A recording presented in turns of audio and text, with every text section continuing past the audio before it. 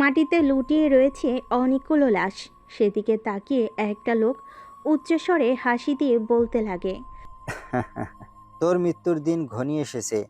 SM, যে তুই আর বেশি দিন আড়ালে থাকতে পারবি না। এক এক করে তোর পুরো অস্তিত্ব আর গ্যাংটা আমি পৃথিবী থেকে বিলুপ্ত করে দেব। তুই কি ভেবেছিস লোকচক্ষুর আড়ালে থেকে আড্ডার ওয়ার্ল্ডের ডন হয়েছিস তাই বলে কি আমরা তোদেরকে খুঁজে বের করতে পারবো না? এখন তোর ডান হাতকে মেরে ফেলেছি, খুব শীঘ্রই আমি তোকেও মেরে ফেলবো। ভাই, আমরা অনেক খুঁজেছি, কিন্তু কোথাও এসএমজে এর সন্ধান পাওয়া যায়নি। সে দেখতে কেমন তাও জানি না। তাহলে তাকে কি করে খুঁজে বের করবো আমরা? সে তো ভিডিও কলের মাধ্যমে সবার সাথে কথা বলতো। তাহলে এখন কোথা থেকে ওকে খুঁজে বের করব? যাও, একটা পাওয়ার সম্ভাবনা ছিল, তাও তো আপনি গুলি করে ওকে মেরে ফেললেন। আপনার এই রাগের কারণে অনেক কিছু হারাতে হবে। ছেলেটার কথা বলা শেষ হতে না হতেই ওর দিকে গুলি তাক করে রকির পায়ে গুলি করে দেয় রকি। পা নিয়ে মাটিতে লুটিয়ে পড়ে, চিৎকার করতে লাগে আর বলতে লাগে, বস, আমি আপনাকে কি বললাম যে আপনি আমার পায়ে গুলি করলেন? আমি তো যা ভালো হবে আপনার জন্য তাই বলছি। তুই আমার লোক হয়ে আমার দুর্নাম করবি আর ওর সুনাম গাইবি, তা তো হতে দেব না। এখন থেকে আমি যা বলবো আমার কথাই তুই সায় দিবি, না হলে আজকে তোর পায়ে গুলি করেছি, কোনোদিন না তোর বুকে গুলি করি। কথাটা মাথায় রাখিস। কথাটা বলেই অট্ট হাসি দিয়ে সেখান থেকে তার পুরো গ্যাংয়ের ছেলেপেলেদেরকে নিয়ে চলে যায় অন্যদিকে। রকি সেখানেই মাটিতে লুটিয়ে পড়ে চিৎকার করতে লাগে। অপরদিকে দেখ, কলেজে কী সব পড়ে আসছিস তুই। তুই কিভাবে এই কলেজে চান্স পেলি? আমি তো এটা ভাবতেই পারছি না। গায়ে ময়লাযুক্ত জামা, মনে হয় এই জামাটা প্রায় 2 বছর ধরেই পরছিস। কলেজের প্রথম দিন থেকেই তোকে দেখছি এই জামাটা তুই পরেই আছিস, চেঞ্জ করতে পারিস না? সৌরভ স্বাধীনের জামায় হাত দিয়ে কথাগুলো বলছিল। সৌরভের কথা শেষ হতেই সেইখানে থাকা সবাই হা হা করে হাসতে লাগে। তখন তাদের মধ্য থেকে একটা মেয়ে এসে স্বাধীনের কাছে কলার চেপে ধরে ঠাস ঠাস করে গালে 2টা থাপ্পড় বসিয়ে দিয়ে বলে, তোর জন্য, শুধুমাত্র তোর জন্য আগামীকাল কলেজে আমাকে অনেককেই অপমান করেছে। তার কারণ হলো আমি যে প্রশ্নের উত্তর দিতে পারিনি, তুই সেই প্রশ্নের উত্তর দেওয়ার জন্য আমার ওপর অনেক রেগে গিয়েছিল স্যার। আর জানিস ওইটা আমার কে হয়? ওইটা আমার বাবা হয়। আর আমার বাবার কাছে তুই আমাকে অনেক ছোট করেছিস, এর ফল তো তোকে ভোগ করতেই হবে। এই সবাই ধর ওকে, পচা পুকুরে ওকে ভার্সিটির পেছনে যে দুর্গন্ধযুক্ত লেখা আছে না, ওইখানে নিয়ে যাব। ধর ধর ওকে। পপির কথা শেষ হতে না হতেই তার বন্ধুরা স্বাধীনের হাত পা ধরে তুলে নিয়ে যেতে লাগে কলেজের পিছে দুর্গন্ধযুক্ত লেকে ফেলে দেওয়ার জন্য। অন্যদিকে স্বাধীন নির্জীবভাবে তাদের দৃশ্য দেখছে। কিছুই বলার সাধ্য নেই তার এইখানে। যদি কিছু বলেই হিতে বিপরীত হবে। এর থেকে তারা যা করতে চাচ্ছে তাই করুক। কি ভাবছেন এটা স্বাধীনের প্রথম? না, এর আগেও অনেকবার এমনটা হয়েছে তার সাথে। বারবার সে চুপ থেকেছে। যদি কোনোবার কথা বলতে যেত তখন স্বাধীনের শরীর থেকে জামা কাপড় সব খুলে রেখে দিত আর তাকে সেই রকম অবস্থায় বাসায় যেতে হতো। রাস্তা দিয়ে মানুষ শুধুমাত্র ছোট প্যান্ট পরে যাওয়া অনেকেই তার দিকে বা যেভাবে তাকায়, এর জন্য স্বাধীন আর কিছু বলে না। যা করছে চুপচাপ সহ্য করে যাচ্ছে। এই ওয়েট ওয়েট, তোরা ওকে একটু পরে পানিতে ফেলে দিবি, তার আগে ওকে একটা কথা বলার ছিল আমার। আচ্ছা, তুই এত ভালোভাবে পড়িস কী করে? হুম হুম, আমরা তো কোনোভাবেই পারি না। এত এত টিউশন নিয়েছি, ভালো ভালো স্যারের কাছ থেকে পড়ছি, বাট তোর সঙ্গে আমরা পেরে উঠছি না কেন? তুই কোন স্যারের কাছে পড়িস? হুম, আর আমাদেরকে বল, তাহলে আমরা তোকে আজকাল লেকের মধ্যে ফেলে দেব না। স্বাধীনকে ওরা ফেলে দেয় ঠাস করে মাটিতে। পড়ে যায় স্বাধীন। তার পেট চেপে ধরে শোয়া থেকে উঠে বসে। পুরো শরীরে মাটি লেগে আছে। সেগুলো হাত দিয়ে ঝাড়তে ঝাড়তে দাঁড়িয়ে পপি আর তার বন্ধুদেরকে উদ্দেশ্য করে বলে, দেখেন, আমি তো আগে আপনাদের বলেছি আমি কোনো টিউশন করি না। আমার নিজের বুদ্ধি থেকে আমি পড়াগুলো বুঝি। আর আমি কোনো স্যারের কাছে পড়বো বলেন তো? আমার তো খাওয়া থাকায় চলে না, তাহলে কিভাবে টিউশন দেব বলেন? অনেক কষ্ট করে মন দিয়ে আগ্রহ নিয়ে লেখাপড়া করছি। আপনারা চাইলেও পারবেন, একটু বুদ্ধি লাগিয়ে মনোযোগ দিয়ে ক্লাস করবেন, দেখবেন আপনারাও ঠিকমতো পারবেন। আমি এমন স্পেশাল কেউ না যে আমি পারলে আপনারা পারবেন না। আপনারাও পারবেন। আপনাদের পড়ার একটু আশা থাকতে হবে। লেখাপড়ায় মনোযোগী হন, আপনারাও দেখবেন আমার থেকে ভালো কিছু করবেন। আমাদের কি তোর থেকে বুদ্ধি দিয়ে কাজ করতে হবে? তোকে বলেছি কোনোখানে টিউশনি করিস? আমাদের বল। করিস না, বেশ ভালো। এত কথা বললি কেন তুই? এই, ওকে ধর, ওই শৈল থেকে জামা কাপড় খুলে রাখ, তারপর দেখি ও কী করে বাসায় যায়। অন্যদিকে স্বাধীনের কথা শুনে পপি কথাগুলো ভাবতে লাগে। ছেলেটা তো ঠিকই বলেছে।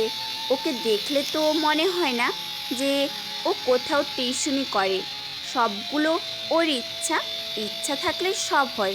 আমরাও পারবো, কেন পারবো না? আজ থেকে আর গুন্ডামি মাস্তানি না করে লেখাপড়ায় মনোযোগী হব। বাবা আর আমাকে যেন কোনোভাবেই বলতে না পারে ক্লাসের লেজি গার্লস। কিরে পপি, কই হারিয়ে গেলি? তোকে সেই কখন থেকে ডাকছি আমরা। তুই তো কোনো সারা শব্দই দিচ্ছিস না। ওই শরীর থেকে জামাগুলো খুলে বল। আমরা বললে তো আর খুলবে না, তুই বললে ঠিকই খুলবে। তারপর দেখি ও কি করে বাসায় ফিরতে পারে। আমাদেরকে বুদ্ধি দেওয়া, আমাদের কথার উপরে কথা বলা। এই তোরা থাম, ওকে যেতে দে। ও এমন কিছু বলেনি যে যার জন্য শাস্তি পাবে। ও যা বলেছে ঠিকই বলেছে। আমরা মনোযোগ দিয়ে লেখাপড়া করলে ওর থেকে ভালো কিছু হতে পারবো। ও তো স্পেশাল কিছু না। ওকে যেতে দে। আর হ্যাঁ, তোরা আর গুন্ডামি মাস্তানি করবি না। এখন থেকে মন দিয়ে ক্লাস করবি। চল, ক্লাসরুমে যাব।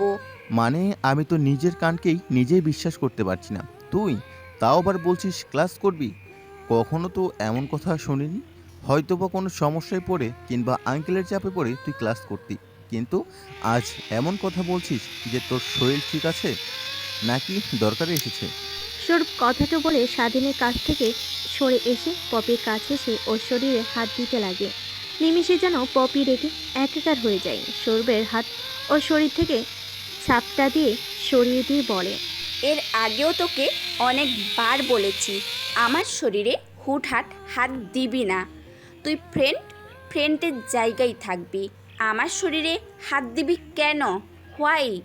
এর আগেও তোকে অনেকবার সতর্ক করে দিয়েছি আমার শরীরে যেন তুই টাচ না করিস।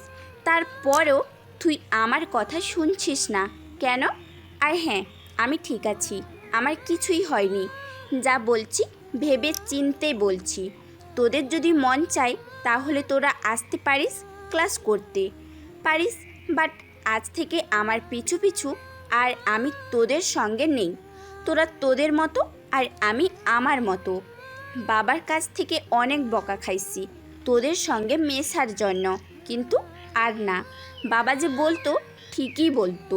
কথাটা বলে সেখান থেকে পপি হেঁটে ক্লাসের রুমের দিকে চলে যায়। অন্যদিকে স্বাধীন সেইখানে এক পাশে দাঁড়িয়ে আছে। অন্যদিকে স্বরূপ রেগে তো একাকার। স্বাধীনের জন্য তাকে আজ এতগুলো কথা শুনতে হলো, যেখানে কিনা পপি কখনো স্বরূপকে রাগ দেখে কথা বলেনি। উল্টো আজকে তাকে এতগুলো কথা বলে গেল। তখন দেখে স্বাধীনের দিকে তাকাই। অন্যদিকে স্বাধীন রাগান্বিত হয়ে তার দিকে অগ্নি দৃষ্টিতে তাকিয়ে থাকতে দেখে অনেকটা ভীত হয়ে যায়। আমতা আমতা করে স্বরূপকে বলে স্বাধীন, দেখেন, আপনারাও ভালোভাবে লেখাপড়ায় মনোযোগ দেন। বখাটেদের মতো এদিক ওদিক ছেলেদের মেয়েদেরকে র্যাগিং না দিয়ে লেখাপড়ায় মনোযোগ হও। এতে আপনাদের ভবিষ্যৎ আরও উজ্জ্বল হবে। কথায় বলে না, শিক্ষায় জাতির মেরুদণ্ড। যদি শিক্ষিত না হতে পারেন তাহলে শিক্ষার কোনো যোগ্যতাই নেই। কথাটা শেষ না হতেই সৌরভ দৌড়ে এসে স্বাধীনের গালে ঠাস ঠাস করে থাপ্পড় লাগিয়ে দেয়। রাগান্বিত কণ্ঠে দিয়ে বলে ওঠে, তোকে কি বলতে বলেছি আর তুই কি বললি? যে আমার উপর হঠাৎ করেই পপি রেগে গেল? চল, আজকে তোর খবর আছে। এই, তোরা ওকে ধর, ওকে পোস্ট কোর্টের মধ্যে ফেলে দে, যেন ও হেঁটে বাসায় ফিরতে গেলে রাস্তার সবাই ওর দিকে তাকিয়ে হাসতে লাগে। সৌরভের কথা শেষ হতে না হতেই ওর সব বন্ধুরা স্বাধীনকে ধরাধরি করে লেকের মধ্যে ফেলে দেয়। লেক বললে ভুল হবে, এখানে শুধু কস্তুরী আর ময়লাযুক্ত পানি। কলেজের পিছনে হাওয়ায় কেউ তেমন একটা এইদিকে আর এই লেকটা পরিষ্কার করে না কেউ। স্বাধীনকে লেকের মধ্যে ফেলে দিই, সেখান থেকে সৌরভ আর তার বন্ধুরা চলে যায়। অন্যদিকে স্বাধীন তাদের চলে যাওয়ার দিকে তাকিয়ে মুচকি হাসি দেয়। এই হাসির রহস্য তাদের অজানা। তারপর লেকের মধ্যে থেকে উঠে প্যান্টের পকেটে হাত দিয়ে দেখে ফোনটা পুরো ভিজে গেছে। তারপর ফোনটা অন করে দেখে অনেকগুলো ফোন কল। এখন আর ব্যাক না করে গায়ে থাকা ময়লাযুক্ত পানি মুছতে থাকে, কিন্তু মাথা পুরো শরীরে কাদায় লেগে আছে। কি করে এগুলো মুছবে তাই আর কোনো চিন্তা না করে ফোন বের করে তার বন্ধুকে ফোন করে বলে, সজীব, তুই আমার ব্যাগটা নিয়ে যাস, আমি বাসায় যাচ্ছি। কেন রে, তোর আবার কি হলো? এই অবেলায় বাসে যাচ্ছিস কেন? কোনো কি সমস্যা হয়েছে তোর? আরে, তোকে আর নতুন করে কি বলবো বল। সৌরভ আর ওর বন্ধুরা আমাকে রেকিং দিয়েছে। কলেজের পাশে পরিত্যক্ত পুকুরের মধ্যে আমাকে ফেলে দেয়। পুরো শরীরে কাদা লেগে আছে, আর পুকুরের পানিটাও অনেক গন্ধ হয়। গা দিয়ে অনেক গন্ধ বের হচ্ছে। এর মতো অবস্থায় আমি কলেজে ঢুকতে চাচ্ছি না। আমি পিছন দিক দিয়ে দেওয়াল টপকিয়ে চলে যাচ্ছি। তুই আমার ব্যাগটা নিয়ে তুই বাসায় চলে যাস, কালকে নিয়ে আসিস। এদের জ্বালায় আর বাঁচে না। তোকে প্রথম দিন থেকে বিরক্ত করছে কেন আল্লাহই জানে। তোকে বারবার করে বললাম, যা প্রিন্সিপালের কাছে গিয়ে অভিযোগ দে ওদের বিষয়ে।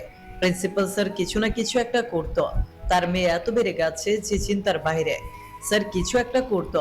তুই তো কিছুই বললি না, উল্টো ওদের কাছ থেকে প্রতিনিয়ত র্যাগিং এর শিকার হচ্ছিস তুই। তুই একটু দাঁড়া, আমি আসছি। আরে না, তোকে আসতে হবে না। আমি এখান থেকে চলে যাচ্ছি, দেওয়াল টপকিয়ে পেছন দিয়ে।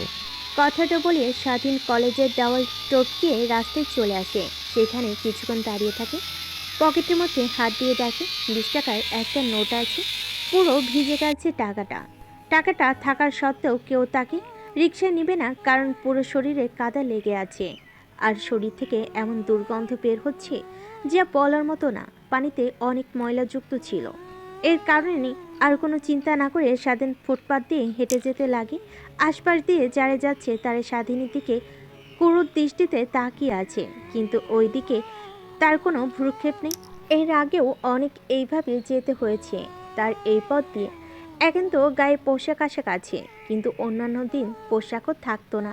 জায়গায় প্রতিনিয়ত র্যাগিংয়ের শিকার হয় ওদের হাতে। আজকে পুকুরে, কালকে অন্য কিছু, তারপর অন্য কিছু। প্রতিনিয়ত স্বাধীনকে এভাবেই দেয় তারা। একটু পর বস্তিতে চলে আসে। তারপর তার রুমে গিয়ে জামা কাপড় আর তোয়ালে নিয়ে ওয়াশরুমে চলে যায়। গোসল করে ফ্রেশ হয়ে রুমের মধ্যে এসে পাতিল থেকে খাবার বেড়ে খাওয়া দাওয়া করে সে ঘুমিয়ে পড়ে। এমনই সিম্পল একটা লাইফ তার। স্বাধীনের ঘুম ভাঙে রাত 7টার দিকে। শোয়া থেকে উঠে ঘরের বাতিটা অন করে দেয়। ফোনটা হাতে নিয়ে দেখে অনেকগুলো কল এসেছে রং নাম্বার থেকে। স্বাধীন বুঝতে পারে না হঠাৎ রং নাম্বার থেকে কল এসেছে। কলেজেও দেখেছিল অনেকগুলো কল, কিন্তু নাম্বারটা এখন ভিন্ন। স্বাধীন আর কোনো চিন্তা না করে ওই নাম্বারটাতে ফোন করে। 2বার রিং হওয়ার পর ওই পাশ থেকে ফোন রিসিভ করে বলতে লাগে, হ্যালো, আসসালামু আলাইকুম। কে? ওয়ালাইকুম আসসালাম। এই নাম্বার থেকে প্রায় 1 ঘন্টা আগে ফোন এসেছিল। হয়তোবা গিয়েছিল। এটা একটা প্রাইভেট ফোন কল সার্ভিসের দোকান। সবাই টাকা দিয়ে তাদের প্রয়োজনে মানুষের সঙ্গে কথা বলে। 1 ঘন্টার মধ্যে প্রায় অনেকজন কথা বলেছে। এখন কি করে বুঝতে পারবো আপনাকে কে ফোন করেছিল? ও আচ্ছা, তা কে ফোন করেছিল আঙ্কেল? একটু মনোযোগ দিয়ে বোঝার চেষ্টা করেন। হয়তোবা জরুরি কোনো কল ছিল, আমি ফোনের কাছে না থাকায় রিসিভ করতে পারিনি। একটু ওয়েট করা বাবা, আমি দেখি তোমাকে বলতে পারি কিনা কে ফোন করেছিল। তারপর দোকানদার খাতাটা বের করে কে ফোন করেছে নামের লিস্ট দেখতে লাগে। 1 ঘন্টা আগে 2জন ফোন করেছিল, বাট একজনকে দেখে তার বিচলিত মনে হয়। বোধহয় এই ছেলেটাই তাকে ফোন করেছিল। পুনরায় দোকানদার স্বাধীনকে উদ্দেশ্য করে বলতে লাগে, বাবা, কে ছিল তা জানি না, সে নাম লেখেনি। যেখানে ফোন করলে কথা বলতে 10 থেকে 20 টাকা লাগে, সেইখানে সে আমাকে 1000 টাকার নোট দিয়ে গিয়েছিল। বোধহয় ওই লোকটাই তোমাকে ফোন করেছিল। একজনকে অনেকবার ফোন করেছিল, বাট রিসিভ হয় না। রেগে সে ফোন আছাড় দিতে যায়, তখন আমি তাকে বলি, সে ফোনটা আমার দিকে এগিয়ে দিয়ে চলে যায়। আঙ্কেল, ছেলেটাকে দেখতে কেমন ছিল বলতে পারবেন? অতটুকু তো মনে নেই বাবা। লোকটার মাথায় উস্কো খুস্কো চুল ছিল, অনেকটা লম্বা ছিল, আর শরীরে রক্ত লেগেছিল। তাকে দেখে অনেকটা ভয় পেয়ে যাই আমি, তাই তড়িঘড়ি করে তাকে ফোন দিয়ে দেই কল করার জন্য। স্বাধীনের আর বোঝার বাকি রইল না কে ছিল ওই ছেলেটা। তারপর ফোন রেখে দেয়। অনেকটা চিন্তিত হয়ে খাটে বসে পড়ে। মাথার চুল টানতে টানতে বলতে লাগে, ও মাই গড, তাহলে কি ওরা আমার পরিচয় জেনে গেছে? আমার সব ছেলেপেলেদেরকে ওরা মেরে ফেলেছে। কি কি করে জানতে পারলো? এত এত বছর ধরে আমি আন্ডারগ্রাউন্ডে লুকিয়ে আছি। বড় বড় ডনরা আমাকে মারার জন্য তারা একত্রিত হয়ে খোঁজার চেষ্টা করেছে, কিন্তু কেউ আমাকে খুঁজে পায়নি। শেষমেশ কিনা আমি একটা চুনোপুটির কাছে ধরা পড়ে গেলাম। না, এখন আমার আসল পরিচয় বের হতেই হবে। তারপর স্বাধীন একটা স্যুট পরে নিয়ে বস্তি থেকে বের হয়ে হাঁটতে হাঁটতে একটা জঙ্গলের মধ্যে ঢুকে পড়ে। জঙ্গলের মাঝখানে গিয়ে গাছে থাকা গুপ্ত একটা সুইচের চাপ দিলে সামনে থেকে মাটির একটা সুড়ঙ্গ বেরিয়ে আসে। স্বাধীন সেই দিক দিয়ে ঢুকে পড়ে। পিছন থেকে নিমিষের সুড়ঙ্গটা বন্ধ হয়ে যায়। সুড়ঙ্গর মধ্যে ঢুকে স্বাধীন লাইভ কনফারেন্স শুরু করার জন্য সবাইকে একত্র হওয়ার জন্য SMS দেয়। প্রায় 10 মিনিট পর স্বাধীন লাইভ কনফারেন্সে চলে আসে তার সব ছেলেপেলেদেরকেও উদ্দেশ্য করে ভাষণ দেওয়ার জন্য। একটু পর সবাই অনলাইনে চলে আসে। তোদেরকে আজ জরুরিভাবে ডাকার একটা কারণ আছে। আমি বুঝতে পারছি যে আমার পিছে শত্রু লেগে গেছে। ওরা যেভাবেই হোক আমাকে ধ্বংস করার জন্য উঠে পড়ে লেগেছে। আমার কিছু হলে আমি কিছুই মনে করব না, বাট তোদের কিছু হলে আমি নিজেকে সামলাতে পারবো না। তো বি কেয়ারফুল, তোরা সাবধানে থাকবি। স্বাধীনের কথা শেষ হতে না হতেই লাইভে থাকা একটা ছেলে বলতে লাগে। বস, আপনি যে বলছেন সত্যি বলছেন। এই গ্রুপ তাদের সঙ্গে আমরা আজকে অনেক যোগাযোগ করার চেষ্টা করছি, বাট চেষ্টা করতে পারিনি। এই গ্রুপের কেউ আজকে লাইভে আসেনি। তার মানে বস কিছু কি বুঝতে পারছেন আপনি? হ্যাঁ, আমি অনেক আগেই বুঝতে পেরেছি। তার জন্যই তোদেরকে এইখানে লাইভে ডেকেছি। তোরা অর্থাৎ এখন বি গ্রুপ, এই গ্রুপে কাজ করবি। তোরা খোঁজ লাগা এখন এ গ্রুপ কোথায় আছে। আমি 1 ঘন্টার মধ্যেই সব রিপোর্ট যেন জানতে পারি কি হয়েছে ওদের সঙ্গে। ওকে বস, আমাদেরকে মাত্র 10 মিনিট সময় দেন, আমি এর মধ্যেই বের করে ফেলছি। সব কিছু হয়তো আপনাদের মাথার উপর দিয়ে যাচ্ছে, তাই না? কলেজের সামান্য একটা ছেলে বোকা হাবাগোবা সবাই যাকে নিয়ে হাসাহাসি করে রাগিংটাই সেই নোংরা পোশাক পরে কলেজে যায়, তার কিনা এত কিছু। এখানে তো টুইস্ট রহস্য। আপনাদের এত ভাবতে হবে না। গল্পের সঙ্গে থাকেন, ঠিকই বুঝতে পারবেন। তো মনোযোগ দিয়ে গল্প শুনেন। লাইভে থাকতে থাকতে স্বাধীন কথা বলছিল। তখনই গ্রুপে বিল লাইভে এসে স্বাধীনকে উদ্দেশ্য করে বলতে লাগে। বস হ্যাঁ, আমাদের সন্দেহটাই সত্যি। গ্রুপের সবাইকে মেরে ফেলেছে, গ্রুপের কেউ বেঁচে নেই। শুধু ফরিফুল ভাই বেঁচে ছিল, সেও মারা গেছে। আকাশে প্রাণ নিয়ে তাদের কাছ থেকে বেঁচে ছিল। আপনাকে অনেক জায়গা থেকে ফোন করেছে, বাট আপনি তার ফোন রিসিভ করেননি। শরীফুল ভাই আপনার বিষয়ে তাদেরকে কিছুই বলেনি, সে নিজেই চুপ ছিল। তাই রেগে গিয়ে ইমন খান তাকে মেরে ফেলেছে। আমি বুঝতে পেরেছিলাম এরকমই কিছু হয়েছে। ইমন খান আমার পিছনে পড়েছে। শোন, তোদের সবাইকে বলছি একটু চেপে থাকবি, আর ওর গ্যাংয়ের সম্পর্কে খোঁজ খবর আমাকে আপডেট দিবি। আমি সচরাচর তোদের ফোন রিসিভ করতে পারি না, কারণ কারণ আমার পরিচয় পৃথিবীর কেউ জানে না, বুঝলি?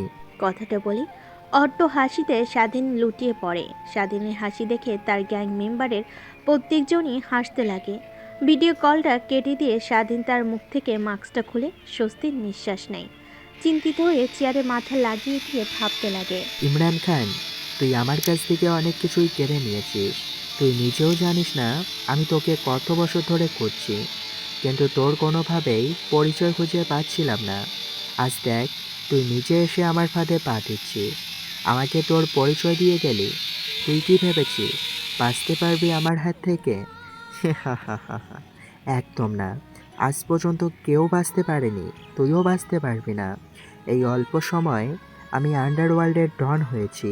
কি ভেবেছিস তুই আমার হাত থেকে বাঁচতে পারবি? আর তুই আমাকে মেরে তুই আন্ডারওয়ার্ল্ডের ডন হবি? তা কখনো হতে দেব না। তুই নিশ্চিন্তে থাক, তোর দিন ফুরিয়ে এসেছে। এখন থেকেই মৃত্যুর পথ গুনতে থাক তুই। কথাটা বলে স্বাধীন তার সিক্রেট গ্রুপ থেকে বেরিয়ে আসে। সাদামাটা পোশাক পরে জঙ্গল থেকে বের হয়ে রাস্তা দিয়ে হাঁটতে হাঁটতে তার বস্তিতে চলে আসে। তারপর তার রুমে গিয়ে ঘুমিয়ে পড়ে। বাবা দেখ, তোর বাবার আন্ডারওয়ার্ল্ডের দল ছিল, তার অনেক শত্রু। তোর বাবার সঙ্গে আমার পরিচয় সেখান থেকেই হয়, তারপর ভালোবাসা। আমি চাই না তুই তোর বাবার মতো হ। আমি চাই তুই সাধারণ মানুষের মতো থাক, চলাফেরা কর। তোর জীবনে রিস্ক নিয়ে তুই চলাফেরা করবি এটা আমি চাই না। তুই কালকে এখান থেকে চলে যাবি, তোর বাবা যেন কোনোভাবেই জানতে না পারে। তারপর আমি তোকে একটা অ্যাড্রেস দিচ্ছি, সেখানে গিয়ে থাকবি। কিন্তু কেন মা? আমি এই অল্প বয়সে তোমাদেরকে রেখে যেতে পারবো না। যদি যাই তোমাদেরকেও সঙ্গে নিয়ে যাব। তোমাকে আর বাবাকে ফেলে আমি যাব না। তোমরা আমার সঙ্গে চলো। এই ডন, এই মারামারি, খুন খারাপি সব কিছুই ছেড়ে দাও। চলো আমার সঙ্গে। তুমিও বাবাকে বলো না এই লাইন থেকে যেন ফিরে আসে। এইসবে আর থাকতে হবে না। দেখো বাবা, তোমার বাবা অনেক ভালো মানুষ। তোমার বাবা কারোর ক্ষতি করে না, সবার উপকার করে। আমরা যদি এই লাইন থেকে সরে আসি তাহলে তুমি নিজেও জানো না এই বাংলাদেশ সহ পৃথিবীর অন্যান্য দেশে কি শুরু হবে। পুরো দেশটা ধরতে গেলে কন্ট্রোল করছি আমি আর তোমার বাবা। পুরো দেশের মাফিয়া আন্ডারওয়ার্ল্ডের আমরা কন্ট্রোল করছি। যদি ওরা আমাদের কন্ট্রোলের বাইরে চলে যায় তাহলে ওদেরকে মেরে ফেলি। যদি আমরা না থাকি তাহলে ওরা আমাদের মানুষের উপর অত্যাচার শুরু করবে, দেশে হাঙ্গামা সৃষ্টি হবে। তাই আমি চাই না মানুষ মরুক, পৃথিবীর দরিদ্র দেশগুলো মৃত্যুর পরিধে পরিণত হোক। মা, ওদেরকে তো কন্ট্রোল করার জন্য পুলিশ, র্যাব, অন্যান্য ডিফেন্স রয়েছে। তাহলে তোমাদের কন্ট্রোল করতে হবে, এর কোনো মানে আছে? তোমরা শুধুই নিজেদের বিপদ নিজেরাই ডেকে আনছো। দেখো বাবা, পুলিশ, অন্যান্য ডিফেন্স সবাই ওদের কেনা গোলাম। ওরা সবাইকে টাকা দিয়ে কিনে ফেলেছে। ওদের কথার উপরে সবাই উপোস করে। ওরা যা বলবে তাই করবে। কিন্তু আমাদের টাকা পয়সা আর লাগে না। আমরা সবার ভালো চাই, বুঝলে? এর জন্য আমরা এই লাইন থেকে সরতে পারছি না। মা, ছেলে তো ভালোই চিন্তা ভাবনা করেছিস। একটিবার আমাকে বলার কথাও ভাবলে না তোমরা। আমি কিভাবে পারবো আমার ছেলেকে, আমি যেই লাইনে চলি তাকে সেই লাইনে আনবো? আমার জীবনের কোনো মূল্য না থাকলে কি হবে? আমার ছেলের জীবনের মূল্য আছে। আমার ছেলে আমার থেকে ভালো কিছু হবে। স্বাধীন এই লাইনে আসুক আমি কখনোই চাইবো না, যেখানে প্রতিনিয়ত নির্দয়ের সঙ্গে পাঞ্জা লড়তে হয়। আমি আমার ছেলেকে কিভাবে পারবো সেই মৃত্যুপরিতে ঠেলে দিতে? স্বাধীন বাবার কথা শুনে ওর মাকে ছেড়ে দিয়ে ওর বাবার কাছে গিয়ে গলা জড়িয়ে ধরে কান্না করতে করতে বলে, কিন্তু বাবা, আমি তোমাদেরকে ফেলে এইখান থেকে যেতে পারবো না। আমি যদি এইখান থেকে যাই তোমাদেরকে নিয়ে যাব। প্লিজ চলো আমাদের সঙ্গে। আমরা অন্য কোনো দেশে চলে যাই, সবার আড়াল হয়ে থাকবো। স্বাধীনের কাণ্ড দেখে ওর মা ওর বাবা সবাই কান্না করে দেয়। স্বাধীনের বাবা ওর মাথায় হাত বুলিয়ে দিতে দিতে বলে, দেখ বাবা, চাইলেই তো আমি আর তোর মা এই লাইন থেকে বেরিয়ে আসতে পারি না, বুঝলি? আমরা দোয়া করব আড়াল থেকে তুই যেন ভালো থাকিস, আর প্রতিনিয়ত তোকে আমরা নজরদারিতে রাখবো। আর তোর মা যেখানে যেতে বলছে সেখানে যা। তোর ওই আঙ্কেলের কাছে আমার অনেকগুলো টাকা রেখে দিয়েছি, তুই যেন ওইখানে থেকে ভালো মতো করে তোর জীবন কেরিয়ার গড়তে পারিস সেই জন্য। তারপর স্বাধীন তার মা বাবার কাছে হার মেনে তাদেরকে শেষবারের মতো গলায় জড়িয়ে ধরে মুখে চুমু খেয়ে তার মা বাবার কাছ থেকে বিদায় নিয়ে চলে আসে। স্বাধীনের বাবা একটা গাড়িতে তুলে সেখান থেকে চলে যেতে যেতে বলে, তাড়াতাড়ি করে। স্বাধীনের গাড়ি যখন সেখান থেকে প্রায় 200 মিটার চলে গেছে তখন পিছনে বিকট শব্দ হয়ে ওঠে। গাড়ির জানাল দিয়ে মাথা বের করে পিছনের দিকে তাকিয়ে দেখে তাদের বাড়িটা আর নেই। পুরো বাড়ি ভেঙে একাকার হয়ে গেছে। পুরো বাড়ি থেকে আগুনের গোলা উপরের দিকে উঠছে। তখন ড্রাইভারকে উদ্দেশ্য করে স্বাধীন বলে, আঙ্কেল, আপনি গাড়ি ব্রেক করেন। আমার মা বাবার কাছে যাব। ওরা আমার মা বাবাকে। কান্না করতে করতে বলছিল কথাগুলো স্বাধীন, কিন্তু ড্রাইভার মন দিয়ে তার গাড়ি চালাচ্ছে। তখনই স্বাধীন ড্রাইভারকে গাড়ির সামনের মিররের দিকে তাকিয়ে দেখে ড্রাইভারও কান্না করছে। স্বাধীনের আর বোঝার বাকি রইল না যে তার বাবা মা আর এই পৃথিবীতে নেই। আরও জোরে কান্না করতে লাগে। তখন ড্রাইভারকে অনেক বকাবকি করতে লাগে। অনেকটা পথ পেরিয়ে যাওয়ার পর একটা নির্জন রাস্তায় গিয়ে ড্রাইভার গাড়িটা ব্রেক করে দরজা খুলে দিতে স্বাধীন সে ড্রাইভারকে এলোপাথারি মারতে লাগে। ড্রাইভার স্বাধীনের হাত ধরে কান্না করতে করতে বলে, বাবা, তুমি ছোট মানুষ, তেমন কিছু বুঝবে না। তুমি যদি বড় হতে তাহলে বুঝতে পারতে। এখন তোমাকে বললেও বুঝবে না। শুধু তোমাকে বলতে চাইছি, তোমার মা বাবা অনেক ভালো ছিল, গরিবদের সাহায্য করত। কিন্তু বড়লোকেরা তোমার মা বাবাকে দেখতে পারতো না, তাই তারা তোমার মা বাবাকে মেরে ফেলেছে। আমি বড় হলে আমার মা বাবার খুনিকে আমি আমার নিজের হাতে হত্যা করব, আঙ্কেল। ড্রাইভার স্বাধীনকে আর কোনো কথা বলতে না দিয়ে গাড়িতে পুনরায় বসিয়ে দিয়ে স্বাধীনের মা বাবার দেওয়া অ্যাড্রেস অনুযায়ী গাড়ি চালিয়ে চলে যেতে লাগে। গাড়ি চালাতে চালাতে অনেকক্ষণ পর স্বাধীনের বাবা মা দেওয়া অ্যাড্রেস অনুযায়ী তারা চলে আসে। গাড়িটা বাসের সামনে ব্রেক করে দরজার কলিং বেল দিতে কাজের মেয়ে এসে দরজা খুলে দেয়। স্বাধীনকে নিয়ে ড্রাইভার বাসের মধ্যে ঢুকে দেখে ইমরান খান আর তার সঙ্গে আরও ছেলেপিলে। ড্রাইভার বোঝা যায় যে স্বাধীনের মা বাবার সঙ্গে তার বন্ধু গাদ্দারি করেছে। ইমরান খানের সঙ্গে তার হাত আছে। তারপর স্বাধীনকে সেখান থেকে তড়িঘড়ি করে নামিয়ে বাসা থেকে বের হয়ে গাড়িতে উঠে ফুল স্পিডে সেখান থেকে চলে যায়। স্বাধীন ড্রাইভারকে এমনভাবে গাড়ি চালাতে দেখে বলে, আঙ্কেল, আপনি এমন করে গাড়ি চালাচ্ছেন কেন? গাড়ি তো অ্যাক্সিডেন্ট হবে, একটু ধীরে চালাও। বাবা, তোমার মা আর বাবা তোমাকে যেখানে দিতে বলেছিল সেখানে আগে থেকেই ইমন খান তাদেরকে হাত করে রেখেছে। তোমাকে যে বাসায় নিয়ে গেলাম, রুমের মধ্যে যে একটা লোককে বসে থাকতে দেখলে সিগারেট হাতে নিয়ে, সেটাই হচ্ছে ইমন খান, যে কিনা তোমার মা বাবাকে হত্যা করেছে। তার পেছনের দিকে তাকাও, দেখো দুইটা প্রাইভেট কার আমাদেরকে ফলো করছে। তার জন্যই স্পিডে গাড়ি চালাচ্ছি। তুমি ভালোভাবে সিট বেল্টটা লাগিয়ে নাও আর সিট শক্ত করে চেপে ধরো আর চোখ বন্ধ করে থাকো। ড্রাইভারের কথা শুনে স্বাধীন পিছনের দিকে তাকিয়ে দেখে, হ্যাঁ, দুইটা গাড়ি তাদেরকে ফলো করছে আর পিছন থেকে গুলি করছে। তাই ড্রাইভার আরও দ্রুত গতিতে গাড়ি চালাচ্ছে। একটু পর গাড়ি যখন একটা ব্রিজের উপর দিয়ে যাচ্ছিল, গাড়ির নিয়ন্ত্রণ আর ড্রাইভার কন্ট্রোল করতে না পেরে পিলারের সাথে ধাক্কা লাগিয়ে দেয়। গাড়ি নিয়ে নদীতে পড়ে যায়।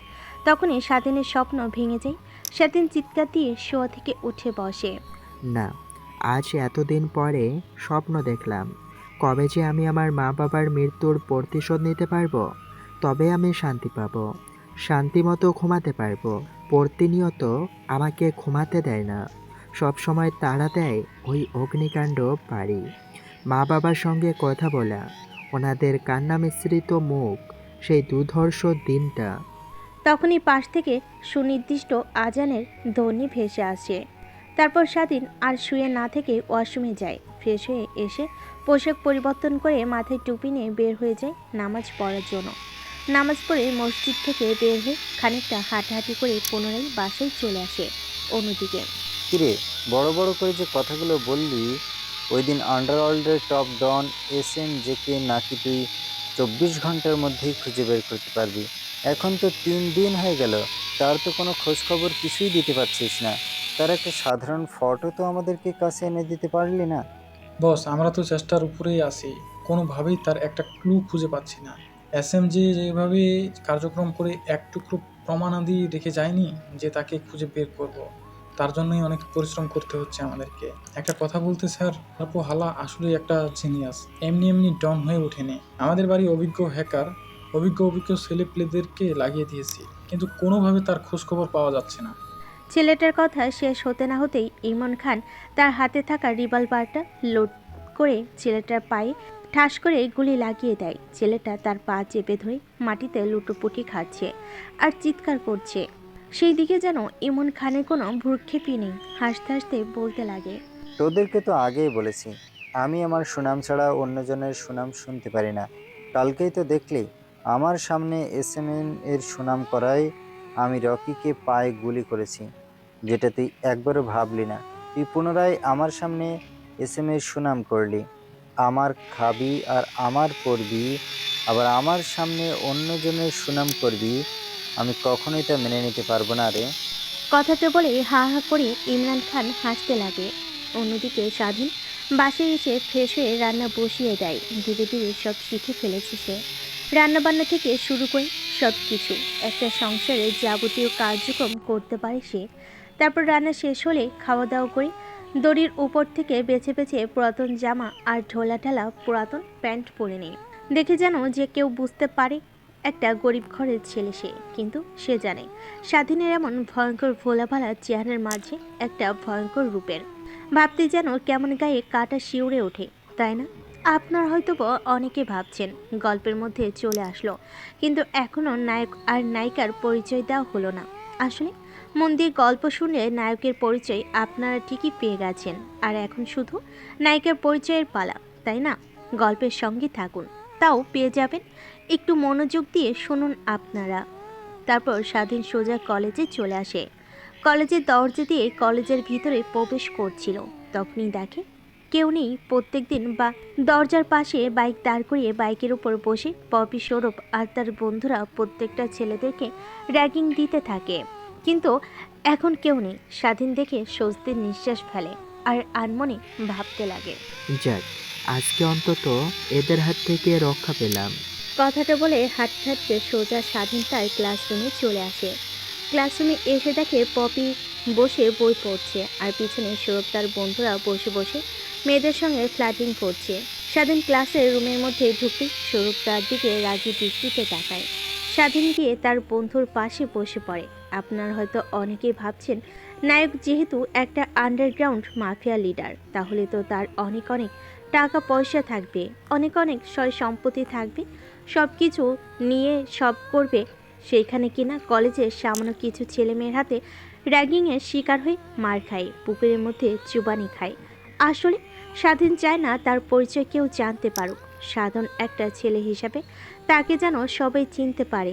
এর জন্যই স্বাধীন তার আসল পরিচয় কারোর সামনে প্রকাশ করে না। তারপর স্বাধীন গিয়ে তার বন্ধুর পাশে বসতেই স্বাধীনের বন্ধু তাকে উদ্দেশ্য করে বলে, কিরে, কি হয়েছিল তোর? আজকে এত লেট করে কলেজে আসলি যে? তুই তো সবার আগে আসতি, ইভেন আবার আগে আসতি। আরে বলিস না, রিক্সা পাচ্ছিলাম না। অনেকক্ষণ ধরে ওয়েট করার পর না পেয়ে হাঁটতে হাঁটতে চলে আসি কলেজে। আচ্ছা ভাই, তুই মানুষ না অন্য কিছু? 2 বছর ধরে কলেজে ক্লাস করছিস, কোনোদিন মিস করিস না। তোর শরীর ঠিক থাকলে যেদিনই কলেজে আসিস সেদিনই তোকে পপি আর সৌরভের বন্ধুরা তোকে র্যাগিং দেয়, কিন্তু তুই কিছুই বলিস না। তাই মাঝে মাঝে আমি ভাবতেই অবাক হয়ে যাই, তুই মানুষ নাকি অন্য কিছু? তোর মধ্যে কি জীবন আছে নাকি পুতুল? সজীবের কথাগুলো শুনে স্বাধীন ওর দিকে তাকিয়ে মুচকি হাসি দিয়ে বলতে লাগে, ভাই শোন, সবাই একরকম না, দেখবি একদিন ওরা বুঝতে পারবে ওদের ভুল। তখন ওরা আমার কাছে এসে মাপ চাইবে, দেখে নিস তুই। আর তুইও তো বড়লোক ঘরের ছেলে, তোর বাবার অনেক নাম ডাক কাছে। এই শহরে পপি সৌরভের মামার থেকেও তোর নাম ডাক বেশি, কিন্তু তুই তো অমন করিস না। আসলে ওরা খারাপ, ওদেরকে তুই যতভাবে শাস্তি দিবি তত ওরা বিগড়ে উঠবে, আমার উপরে ক্ষেপে আমাকে আরও অত্যাচার করবে। এর থেকে ওদের অত্যাচার মুখ বুজে সহ্য করি। ভাই, তুই মানুষ না এলিয়েন। একটা মানুষ কখনো এমন চিন্তা ভাবনা করতে পারে না। তোর জায়গায় আমি থাকলে ওদের সবাইকে মেরে টুকরো টুকরো করে নদীতে ভাসিয়ে দিয়ে তারপর না হয় আমি গিয়ে জেল খাটতাম। এত কষ্ট সহ্য করতে পারতাম না রে। আচ্ছা বাদ দে এ সকল কথা। তুই কালকের ক্লাসটা নোট করেছিস না? ওইটা আমাকে দে, আমি নোট করে নিই। ভাই, খেয়েছি। আমি জানতাম তুই জিজ্ঞেস করবি, এই কারণে আমি নোটগুলো লিখে রেখেছি।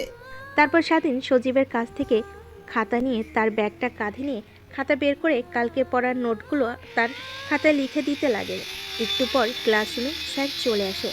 তারপর স্বাধীন মন দিয়ে ক্লাস করতে লাগে। ক্লাস শেষ হলে স্যার সেখান থেকে চলে যায়। স্যার যাওয়ার পর সৌরভ আর তার বন্ধুরা পুনরায় কলেজে হাঙ্গামা শুরু করে দেয়। মেয়েদেরকে টিজ করা, ছেলেদেরকে এসে শুধু শুধু থাপ্পড় মারা, জ্বর মারা। কিন্তু আজকে দেখছে সৌরভ আমার দিকে আসছে না। আমাকে কোনভাবেই র্যাগিং দিচ্ছে না। অন্যদিকে পপির দিকে তাকিয়ে দেখি ও বই বের করে পড়ছে। হয়তোবা আমার কথাতে সে বুঝতে পারছে, তাই এখন আর সে ভালো হয়ে যাবে আর ছেলে মেয়েদেরকে র্যাগিং দেবে না হয়তোবা। আনমনে ভাবছিল কথাগুলো স্বাধীন। পপির দিকে তাকিয়ে পপি তার বই থেকে দৃষ্টি সরিয়ে স্বাধীনের দিকে তাকাতেই দেখে তার দিকে ট্যাপ ট্যাপ করে তাকিয়ে আছে। স্বাধীনের তাকানো দেখে পপি অনেকটা লজ্জা পায়। তারপর তার দিক থেকে দৃষ্টি সরিয়ে পুনরায় পড়তে লাগে। আজকে কি হয়েছে? মেয়েটা অন্যান্য দিন যদি স্বাধীনকে তার দিকে তাকাতে এইভাবে দেখতো, তাহলে তো স্বাধীনকে মেরে একদম ভর্তা বানিয়ে ফেলতো। কিন্তু আজকে লজ্জা পেয়ে অন্যদিক হয়ে পড়ছে। স্বাধীন কিছুই বুঝতে পারছে না, সব কিছু যেন মাথার উপর দিয়ে যাচ্ছে। হঠাৎ স্বাধীনের সামান্য কথা বলায় মেয়েটার এত পরিবর্তন। আনমনে কথাগুলো ভাবছিল, তখনই সেখানে স্যার চলে আসে। তারপর ক্লাস করাতে লাগে। দেখতে দেখতে স্যার পড়ানো শেষ হলে ক্লাসরুম থেকে চলে যায়। দেখতে দেখতে এক এক করে প্রত্যেকটা স্যার এসে ক্লাস করে রুম থেকে চলে যায়। কলেজ শেষ হলে ছুটি দিলে স্বাধীন আর সজীব কলেজ থেকে বের হয়ে যায়। সজীব তার বাইকের কাছে চলে যায়। বাইকটা স্টার্ট দিয়ে স্বাধীনের কাছে এসে বলে, বাইকে ওঠ, তোকে তোর বাসার সামনে নামিয়ে দিব। উঠে পড়, আমি তো ওই দিক দিয়েই বাসায় যাবো, আমার একটু কাজ আছে। আরে না, হেঁটে যেতে পারবো। আর আমার কাছে টাকা আছে, রিক্সা নিয়ে না হয় যাব। সজীব আর কিছু বলতে যাবে তার আগে স্বাধীন গাড়িতে উঠে বসে। জানে সে এখন যদি আর কিছু বলে সজীব রেগে যাবে। সত্যি কথা বলতে সজীবের এইদিকে কোনো কাজ নেই। প্রত্যেকদিন কলেজ শেষ হলে স্বাধীনকে নিয়ে তার বস্তির সামনে নামিয়ে দেয়, তারপর সে ব্যাক করে তার বাসায় চলে আসে। আসলে সজীব বড়লোক ঘরের সন্তান হলেও তার মধ্যে বোধ, বুদ্ধি, মান, বন্ধুত্ব আছে। দেখতে দেখতে সজীব স্বাধীনের বস্তির সামনে এসে গাড়িটা ব্রেক করে। তারপর স্বাধীনকে বিদায় জানিয়ে সজীব বাইক নিয়ে সেখান থেকে চলে যায়। স্বাধীন বস্তিতে ঢুকে তার রুমে তালা খুলে ঘরের মধ্যে প্রবেশ করে। ব্যাগটা খাটের উপর রেখে টাওয়াল আর লুঙ্গিটা নিয়ে চলে যায় গোসল করার জন্য। গোসল করা শেষ হলে রুমে এসে খাওয়া দাওয়া করে ঘুমিয়ে পড়ে। ঘুম ভেঙে যায় বিকেলের দিকে। শোয়া থেকে উঠে ফোনটা হাতে নিয়ে দেখে বিকাল 5টা বেজে গেছে। তারপর স্বাধীন পোশাক পরিবর্তন করে একটা প্যান্ট আর টি শার্ট পরে রুম থেকে বের হয়ে দরজায় তালা লাগিয়ে দিয়ে বস্তি থেকে বের হয়ে একটা পার্কে চলে আসে। পার্কে গিয়ে একটা বেঞ্চিতে বসে আছে আর পুকুরে পানির দিকে তাকিয়ে আছে। তখনই স্বাধীনের পাশে কেউ এসে বসে পড়ে। স্বাধীন পুকুরের দিক থেকে দৃষ্টি সরিয়ে পাশের দিকে তাকিয়ে দেখে পপি বসে আছে। স্বাধীন পপিকে এখানে দেখে অবাক হয়ে যায়, তাও আবার তার পাশে বসে আছে। স্বাধীন ঘাবড়িয়ে সেখান থেকে উঠতে যাবে, তখনই পপি স্বাধীনকে বলে, আরে আরে, ভয় পেতে হবে না আমাকে। আমি ভুল বুঝে তোমার সঙ্গে অনেক খারাপ ব্যবহার করেছি, তাই প্লিজ আমাকে ক্ষমা করে দাও। আর কখনো তোমার সঙ্গে অমন করব না। তুমি ওই দিন কথাগুলো না বললে হয়তোবা এখনও আমি খারাপ হয়েই থাকতাম, কিন্তু তোমার ওই দিনের কথাগুলো আমার মন ছুঁয়ে গেছে, অনেক ভালো লেগেছে। তাই এখন আর আমি র্যাগিং না দিয়ে ভালো মতো লেখাপড়া করছি, লেখাপড়ায় মনোযোগও দিয়েছি। শুনে অনেক ভালো লাগলো, আপনি লেখাপড়ায় মনোযোগী হয়েছেন। আরে তুই আপনি বলছিস কাকে?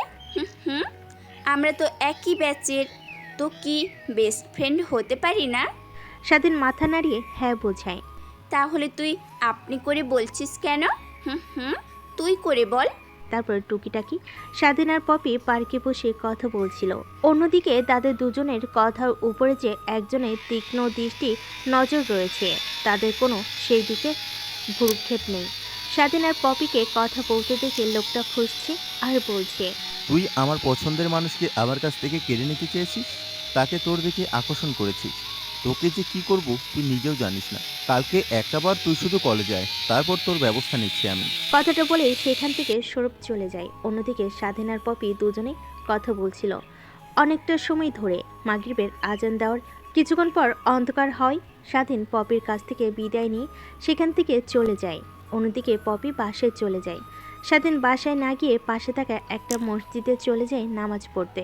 তারপর রুমে গিয়ে পড়তে বসবে, অমনি তার ফোন আসে। ফোনে স্ক্রিনের দিকে তাকিয়ে দেখে এই গ্রুপ লেখা। সঙ্গে সঙ্গে স্বাধীন ফোন রিসিভ করে কানের কাছে ধরতেই ওপাশ থেকে বলতে লাগে, বস, আমরা গোপন সূত্রে খবর পেলাম যে ইমন খান বাংলাদেশকে ধ্বংস করার জন্য পানিপথে আজকে রাত 12টার দিকে চট্টগ্রাম বন্দরে একটা কার্গো শিপ করে সে প্রায় 2.5 লক্ষ টন পারমাণবিক অস্ত্র নিয়ে আসছে, যেটা কিনা বাংলাদেশকে সহ ইন্ডিয়া, মায়ানমার, চীন সহ আশপাশের প্রায় 3টি দেশ ধ্বংস করে ফেলবে সে।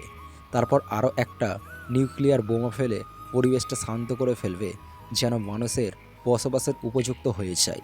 তখন সে যে দেশগুলো থেকে মানুষ মারা যাবে, সেই দেশগুলো সে দখল করে নেবে। এই চিন্তা ভাবনা করেছে সে। কি ও এতটা নিচু হয়ে গেছে যে কোটি কোটি মানুষকে মেরে ফেলতে চেয়েছে? ওকে তো আর বাঁচতে দেব না। ওর একদিন কি আমার একদিন। ওর সময় ঘনিয়ে এসেছে। তার চট্টগ্রাম বন্দরে কবে ওর কার্গো রাস্তা আসে আমাকে অ্যাড্রেসটা মেল করে পাঠিয়ে দাও। তারপরে কি করতে হয় আমি তোমাদেরকে পরবর্তী পদক্ষেপগুলো বলে দেব। তোমরা সেই অনুপাতে চলো। আর টিম বিসিকে বলে দাও ওরা যেন খুব শীঘ্রই প্রস্তুতি নিয়ে থাকে, আমি বলার সঙ্গে সঙ্গে যেন অ্যাটাক করে। আচ্ছা বস, আমি এক্ষুনি সবাইকে প্রস্তুতি নিতে বলছি। আর আজকে রাত 12টা কিংবা 2টার দিকে এক কার্গো জাহাজটা বাংলাদেশ প্রবেশ করবে তার চিন্তা ভাবনা করেছে। যে জাহাজটা মাঝ সমুদ্রে রেখে তাদের নিউক্লিয়ার্স অস্ত্র বা পরমাণুগুলো ছোট্ট ছোট্ট ট্রলারে করে সুন্দরবন কিংবা অন্য কোনো স্থানে নিয়ে যাবে, যেন কেউ টের না পায়। বুড়ো হয়ে গেছে, এখন ওর মৃত্যুর সময় হয়ে গেছে, তারপরেও ওর মাথায় এত বুদ্ধি কোথা থেকে আসে আমি নিজেও জানি না। কিন্তু ওকে তো শেষ করবই আমি, যে করেই হোক। কথাটা বলে স্বাধীন ফোন কেটে দেয়। তারপর ফোনের কল লিস্ট থেকে আবার অন্য নাম্বারে আরেকজনকে ফোন করে স্বাধীন। হেলিকপ্টার রেডি কর, আমি আসছি। আজকে রাত 12টার দিকে সুন্দরবনে যাব। ওকে বস, আপনি আসেন, আমি হেলিকপ্টার রেডি করছি আপনার জন্য। কথাটা বলে স্বাধীন ফোন কেটে দেয়। তারপর রুমের মধ্যে আর এক মুহূর্ত না দাঁড়িয়ে থেকে তার সেই রহস্যময় পোশাক, যেটা দেখলে যে কেউ চিনতে পারে এইটাই SM। সে সেই পোশাকটা পরে নেয়, মুখে মাস্কটা ভালোভাবে লাগিয়ে নেয়। তারপর তার উপর দিয়ে অন্য আরেকটা পোশাক পরে নেয়, মুখে মাফলার জড়িয়ে দেয় যেন কেউ বুঝতে না পারে অন্যদিকে আরেকটা পোশাক পরে আছে। তারপর রুম থেকে বের হয়ে দরজা লাগিয়ে দিয়ে বস্তি থেকে বের হয়ে যায়। একটু পর তার সামনে এসে একটা প্রাইভেট কার ব্রেক করে। স্বাধীন দরজা খুলে প্রাইভেট কারের ভিতরে ঢুকে পড়ে। প্রাইভেট কার চলছে তার আপন গতিতে। অনেকক্ষণ পর এয়ারপোর্টের মধ্যেও প্রবেশ করে। ভিআইপি লাইনের মধ্যে দিয়ে কেউ আটকাতে পারছে না তাকে। কে প্রাইভেট কারের ভিতর?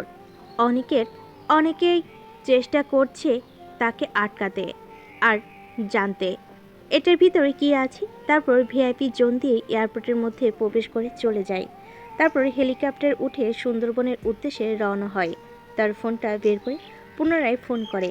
স্বাধীন একজনকে বলে, শোন, আমি সুন্দরবনের উদ্দেশ্যে রওনা হয়েছি, তোরা চলে আয়। তোদের আড্ডার স্থানে আমি হেলিকপ্টার পাঠিয়ে দিচ্ছি। বেশি দেরি করিস না যেন, আবার লেট হয়ে যাবে আমাদের সেইখানে যেতে যেতে। ওকে বস, আপনি যান, আমরা আসছি, সবাইকে নিয়ে আসছি। টিম বিতে যতগুলো ছেলেপেলে আছে। কথাটা বলে স্বাধীন ফোন কেটে দেয়। রাতের আকাশে ঘন অন্ধকারের মধ্যে দিয়ে হেলিকপ্টার তার দিক নির্ণয় করে চলেছে। সুন্দরবনের ঊর্ধ্বে অনেকক্ষণ পর গিয়ে হেলিকপ্টার ল্যান্ড করে। সুন্দরবনের একটা রিসোর্ট আছে যেখানে শুধুমাত্র SMJ গ্যাংয়ের সঙ্গে যারা কাজ করে তারাই যেতে পারে, এর বাইরে কেউ ওইখানে যেতে পারে না। ইভেন্ট পৃথিবীর কেউ জানে না এখানে রিসোর্ট আছে। জঙ্গলের মধ্যে মাটির নিচেও বিশাল এরিয়া ঘিরে আলিশান গুপ্ত বাড়ি আছে যেখানে SM সিক্রেট কাজ করে এবং ওপরে সুন্দর আলিশান মিসমহল শুধুমাত্র SMJ গ্যাংয়ের সঙ্গে যারা কাজ করে সেই সকল ছেলেপেলেরাই জানে। তারপর স্বাধীন সেইখানে গিয়ে দেখে আগে থেকেই অনেকে সেইখানে অপেক্ষা করছে শুধুমাত্র তাকে এক নজর কাছ থেকে দেখার জন্য। আসলে সচরাচর SMJ সবার সামনে আসে না, কোনো প্রয়োজন হলে কিংবা জরুরি কোনো অপারেশন করতে হলে সে আসে। সবাই কিনে একত্রে কথা বলে, অন্যান্য সময় ভিডিও কনফারেন্সের মাধ্যমে সবার সঙ্গে কথা বলে সে। একটু পর এক এক করে সেই রিসোর্টে সবাই এসে হাজির হয়ে যায়। পুরো ভেতরটা ভরে গেছে ছেলেপেলেদেরকে দিয়ে। শুধু এখানে SMJ গ্যাং মাত্র 10 ভাগের 1 ভাগ ছেলেপেলে উপস্থিত আছে, তাতেই পুরো রিসোর্ট ভরে গেছে। প্রায় 10,000-এর উপরে লোক হবে। তারপর স্বাধীন হাতে একটা মাইক্রোফোন নিয়ে লাউড স্পিকারে বলতে লাগে, তোমরা সবাই হয়তো জানতে পেরে গেছো যে তোমাদেরকে এখানে কেন ডাকা হয়েছে। ইমন খান, যাকে কিনা আমি ছোট্ট থেকেই খুঁজে চলেছি, সে কিনা এই বাংলাদেশ সহ আশেপাশের অনেক দেশকে ধ্বংস করার জন্য উঠে পড়ে লেগেছে, ইভেন আমার গ্যাংকেও। তোমরা জানো কিছুদিন আগে আমার গ্রুপের সবাইকে মেরে ফেলেছে। মেরে ফেলেছিল ইমন খান, আমি জানতে পেরেছি। পরে কিন্তু তার কোনো লোকেশন খুঁজে পাচ্ছি না আমি, এর কারণে তাকে অ্যাটাক করতে পারছি না। কিন্তু আজকে আমরা খবর পেয়েছি যে ইমরান খান কার্গো শিফটের মাধ্যমে UK থেকে প্রায় 16,000 টন নিউক্লিয়াস বোমা আনছে, যা কিনা পৃথিবীর জন্য এক দুষ্কর হতে পারে। ওরা নিজেরাও জানে না কত বড় ঝুঁকিতে ফেলবে ওই নিউক্লিয়ার্স অ্যাটাকটা পুরো পৃথিবীকে। তাই আমাদের যেভাবেই হোক ওদেরকে আটকাতে হবে। স্বাধীনের কথা শেষ হতেই স্বাধীনের সঙ্গে সবাই একমত হয়। তারপর সবাই রেডি হয়ে ওয়েট করতে লাগে। রাত 12টা বাজে। অন্যদিকে তার ছেলেপিলেগুলো আগে থেকে নজর রেখেছে কখন কার্গো সিটটা চট্টগ্রামে এসে পৌঁছায়। রাত যখন 1টা বাজে তখন গসিপটা চট্টগ্রামে এসে পৌঁছায়। তখনই সারাদিনের কাজে তার ছেলেপেলেদেরকেও ফোন করে বলে দেয়। তারপর স্বাধীনের তার সব ছেলেপেলেদেরকে একটা পাইপে জাহাজ করে সেই কার্গো শিপের উদ্দেশ্যে নিয়ে যেতে লাগে। প্রায় 1 ঘন্টা পর তারা চট্টগ্রামে গিয়ে পৌঁছায়। কার্গোর উপর শিপটার কাছে যেতে দেখে সবাই কার্গো শিপটা পাহারা দিয়ে আসে। পুরো কার্গো শিপটা কালো পোশাকে পরিহিত লোকেরা পাহারা দিচ্ছে, হাতে বন্দুক নিয়ে, যেন তাদের কাছে কেউ গেলে ফায়ার করবে। আমাদের জাহাজটা দেখে সবাই অ্যালার্ট হয়ে যায়, বন্দুক তাক করে। সেদিকে রয়েছে, একটু কাছে যেতেই যখন আমাদের ফ্ল্যাটটা দেখতে পাই, তারা বুঝে যায় যে এখানে SMJ চলে এসেছে।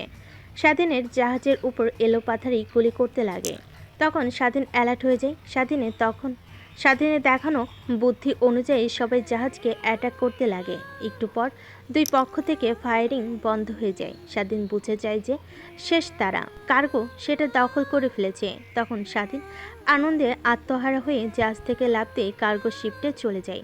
সেখানে গিয়ে দেখে প্রায় 500 জনের উপরে হবে লোকেরা মৃত শরীরে পড়ে আছে। সেদিকে তাকিয়ে স্বাধীনের অনেকটা আফসোস হয়, কিন্তু কি করার, দেশটা রক্ষা করতে, পৃথিবীকে রক্ষা করতে হলে তো তাকে সামনের দিকে এগিয়ে যেতে হবে, বাধা যত কিছুই হোক না কেন। বস, জাহাজটা ভালোভাবে পর্যবেক্ষণ করলাম আমরা। পুরো জাহাজ ভর্তি নিউক্লিয়ার পরমাণু। এখন কি করবেন? এই পরমাণুগুলো যদি অন্য কোনো হাতে চলে যায় তাহলে ক্ষতি হতে পারে। এখন কি করবেন এগুলো? আমি তো কিছুই বুঝে উঠতে পারছি না কিভাবে এগুলো ডিস্ট্রয় করা যায়। তাহলে একটা কাজ করো, পরমাণুগুলোকে নিয়ে মাঝ সমুদ্রে ফেলে দেই। তখন তো আর কোনো ক্ষতি হবে না, কেউ আর জানতেও পারবে না কোথায় ফেলেছি পরমাণুগুলো। আর আমি এটুকু নিশ্চিত রয়েছি যে আমার কোনো ছেলেপেলেগুলো বলবে না, কারণ ওরা অন্যায়ের প্রতিবাদ করার পক্ষে যুদ্ধ করছে। তারপর কার্গো শিপটা সেটা মাঝ সমুদ্রে নিয়ে গিয়ে সেখান থেকে নিউক্লিয়াস পরমাণুগুলো পানিতে ফেলে দেয়, যেন এগুলো আর কারোর হাতে না পড়ে। তারপর কার্গো শিপটা নিয়ে চলে আসে। তারপর স্বাধীন সবার সঙ্গে কুশল বিনিময় করে সবার কাছ থেকে বিদায় নিয়ে সেখান থেকে হেলিকপ্টার নিয়ে ঢাকার উদ্দেশ্যে রওনা দেয়। এক এক করে প্রায় 10টা হেলিকপ্টার একত্রে আছে। দেখে যে কেউ ভয় পাবে, যানযুদ্ধের এক আগাম মহড়া। একটু পর সব হেলিকপ্টারগুলো সর্জন, এক এক করে প্রায় 10টা হেলিকপ্টার একত্রে আছে। দেখে যে কেউ ভয় পাবে, যেন যুদ্ধের এক আগাম মহড়া। একটু পর সব হেলিকপ্টারগুলো শাহজালাল আন্তর্জাতিক বিমানবন্দরে চলে আসে।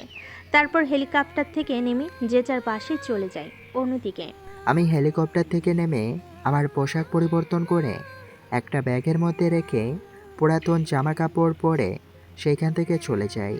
দেখি কেউ যেন বুঝতে না পারে আমার আসল পরিচয়। ফোনটা হাতে নিয়ে দেখি রাত 4টা বেজে গেছে। একটু পরেই ফজরের আজান দেবে, তাই হাঁটতে লাগি। হাঁটতে হাঁটতে বাসার সামনে আসতেই আজান দিয়ে দেয়, তাই ব্যাগটা রুমের মধ্যে রেখে গোসল করে ফ্রেশ হয়ে অজু করে মসজিদে চলে যাই নামাজ পড়ার জন্য। নামাজ পড়ে ফুটপাত দিয়ে একটু হাঁটাহাঁটি করছিলাম, তখন দেখি একটা শিশু, বয়স আনুমানিক 8 থেকে 9 বছর হবে, শীতে কাঁপাকাঁপি করছে। আমি ছেলেটির কাছে বসতেই আমাকে দেখে ছেলেটি উঠে চলে যেতে লাগে। তখনও ওকে উদ্দেশ্য করে বলতে লাগি, তুমি কি আমাকে দেখে ভয় পাচ্ছ? তুমি যা ভাবছো আমি মোটেও না।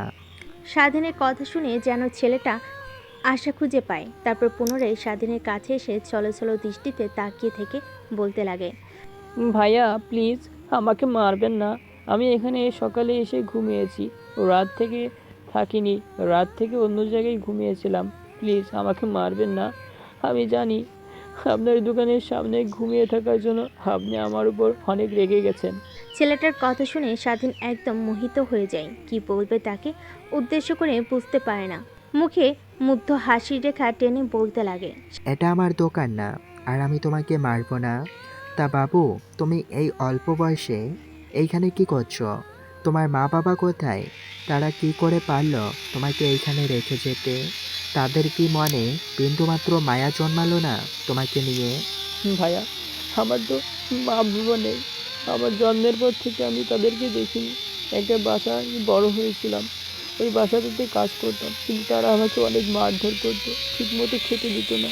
তাই আমি সুযোগ বুঝে সেই বাসা থেকে চলে আসি। ও আচ্ছা, তাহলে এই ব্যাপার। তুমি এইখানে 1 ঘন্টা দাঁড়িয়ে থাকবে, 1 ঘন্টা পর তোমাকে একটা লোক নিয়ে যাবে, তুমি তার সঙ্গে যাবে। তোমাকে তারা কিছুই করবে না। তোমাকে তারা অনাথ আশ্রমে রাখবে। তোমাকে তারা লেখাপড়া করাবে, ভালো ভালো খেতে দিবে, ভালো ভালো পোশাক পরতে দিবে। তুমি অনেক ভালো বন্ধু পাবে, তাদের সঙ্গে থাকতে পারবে, বুঝলে? স্বাধীনের কথা শেষ হতেই স্বাধীন ছেলেটার দিকে তাকিয়ে দেখে সে হাসছে। নিমিষেই তার মুখটা চুপসে যায়। দৃষ্টি নিক্ষেপ করে ছেলেটা বলতে লাগে, জানি ভাইয়া আপনি মিথ্যা বলছেন। আপনিও আমাকে দিয়ে বাসার কাজ করাবেন, আমাকে দিয়ে অনেক অনেক কাজ করাবেন। আমি যদি কাজে ভুল করি আবার আমাকে মারবেন। ভাইয়া অযথা আশা দেখাইয়েন না, আমি এখানেই ভালো আছি, কারোর তো মার খাচ্ছি না, রাস্তায় শুয়ে থাকছি। ভাইয়া আবুদের কাছে টাকা চাইলে দিয়েছে তারা, আমাকে টাকা দেয়, সে টাকা দিয়েই খাবার খাই। প্লিজ অযথা আমাকে মিথ্যা আশা দেখাইয়েন না। তুমি আমাকে বিশ্বাস করতে পারো, তোমাকে আমি মিথ্যা আশা দেখাবো কেন?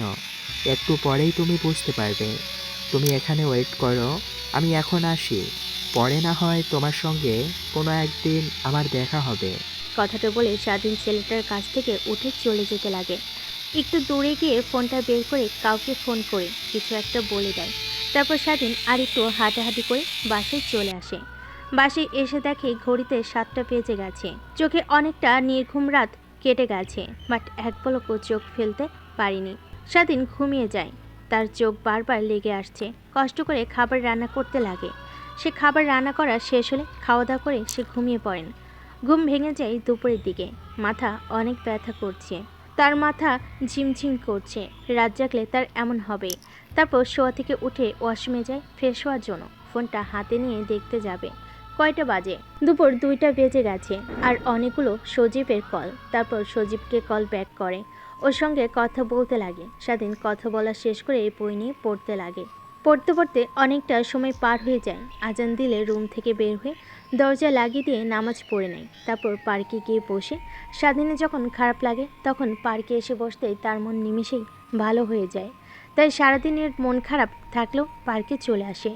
সেখানে অনেকক্ষণ বসে থাকার পর যখন বিকেল গড়িয়ে সন্ধ্যা হয়ে যায় তখন সোজা বাসায় চলে যায়। অন্যদিকে না, এটা হতে পারে না। আমার স্বপ্ন আমার স্বপ্ন কিভাবে নষ্ট হতে পারে? কে বা কারা ওদেরকে বলল? আর শালা কুত্তার বাচ্চা, তুই না বললি কোনোভাবেই জানতে পারবে না? ওরা তুই সুন্দরভাবে প্ল্যান করেছিস, কোনোভাবেই জানতে পারবে না কেউ। কিন্তু এভাবে ওরা জানতে পারলো আমার সব সম্পত্তি আমি ওইখানে দিয়েছিলাম। ওই নিউক্লিয়াসগুলো দিয়ে আমি পুরো পৃথিবীটা আমার আওতায় নিয়ে আসব। সুন্দরবন বনে সেগুলো ফিট করে রাখবো। যখন কোনো দেশ আমার কথা শুনবে না, আমি তাদের দিকে নিক্ষেপ করে তাদের কাছ থেকে অনেক অনেক ডলার আদায় করব। কিন্তু আমার স্বপ্নে পানি ঢেলে দিল সেই এসএমজে। আর তুই না বললি অল্প সময়ের মধ্যে এসএমএস দেখে খুঁজে বের করবি? অল্প সময় তো শেষ হয়ে গেল। এখন 1 মাস হয়ে গেল, তুই আর কোনো খোঁজই বের করতে পারলি না। শালা কুত্তার বাচ্চা, তোকে ফেলে আমার কি লাভ? তুই পৃথিবী থেকে আমার টাকা আর অন্ন নষ্ট করছিস। তোর বাঁচার কোনো অধিকার নেই। কথাটা বলা শেষ হতে না হতেই ইমন খান ছেলেটার মাথায় গুলি করে দেয়। নিমিষেই গুলিটা মাথার উপর দিয়ে বেরিয়ে যায়। মাটিতে লুটিয়ে পড়ে তার নিথর দেহ। পাতাবি রক্ত বের হতে লাগে। মিশে যেন সেখানে যেন মৃত্যুপরীতের রূপ নেয়। সবাই মাটির দিকে তাকিয়ে আছে। ইমন খান সবাইকে উদ্দেশ্য করে বলছে, দেখ, তোরা যদি বাঁচতে চাস তাহলে যেভাবেই পারিস 24 ঘন্টার মধ্যে এসএমকে এর পরিচয় নিয়ে আসবি, নাহলে সবাইকে কিন্তু আমি এর মতো অবস্থা করব। মাটিতে শুয়ে থাকা ছেলেটার বুকে পাড়া দিয়ে কথাগুলো বলছে ইমন খান। সবাই তার কথা শুনে অনেকটা ভীত হয়ে যায়। ওরা তারপর যে যার কাজ করতে লাগে সর্বোচ্চ গতি দিয়ে এসএমজে কোথায় আছে তা বের করার জন্য। কিন্তু কোনোভাবেই ইমন খানের ছেলেপেলেরা এসএমজেকে খুঁজে পাচ্ছে না। কোথায় আছে সে? যেহেতু এসএমজে আমার পিছু নিয়েছে, তাহলে ও আমি যদি দেশে যাই আমার ওপরও অ্যাটাক করবে। তোদের দিয়ে কিচ্ছু হবে না, আমাকে কিছু একটা করতে হবে। আমি আগামীকালকে দেশে যাব, তারপরে বাকিটা না হয় আগামীকালকে দেখতে পাবি। বস, আপনার দেশে যাওয়াটা অনেক রিস্ক হয়ে যাবে। কিন্তু যেখানে পুরো আন্ডারওয়ার্ল্ড মিলে এসএমজেকে থামাতে পারেনি, সেখানে তো আমি সরি বস। ফুলে মুখ ফুসকে কথাগুলো বের হয়ে গেছে। প্লিজ ক্ষমা করে দেন আমাকে। আচ্ছা, বুঝতে পারছি, তারপরেও আবার যেতে হবে। তোদের দিয়ে যে কোনো কাজ হবে না। সব আমার ছেলেপেলেদেরকে সবাইকে বলে দে যে আমি আগামীকাল দেশে আসছি। এবার খেলা হবে মাঠে সামনাসামনি। তারপর রকি সেখান থেকে বেরিয়ে গিয়ে ফোন করে সবাইকে বলে দেয় আগামীকাল ইমন খান বস দেশে যাবে। সবাই শুনে অনেকটা খুশি হয়। অন্যদিকে স্বাধীন তার রুমে এসে বই নিয়ে পড়তে লাগে। তখনই ফোন আসে। ফোন রিসিভ করতেই ওপাশ থেকে বলতে লাগে, বস, আমরা খবর পেয়েছি আগামীকালকে ইমন খান দেশে আসছে। হঠাৎ করে ও দেশে আসছে, নিশ্চয় এর মধ্যে কোনো না কোনো কারণ আছে। আমি তো ওর অপেক্ষায় ছিলাম। তাহলে তোরা একটু কাজ কর, সবাইকে একত্রিত হতে বল। ওর শেষের দিন ঘনিয়ে এসেছে। আমি আমার প্রতিশোধ নিব খুব তাড়াতাড়ি। ওকে বস।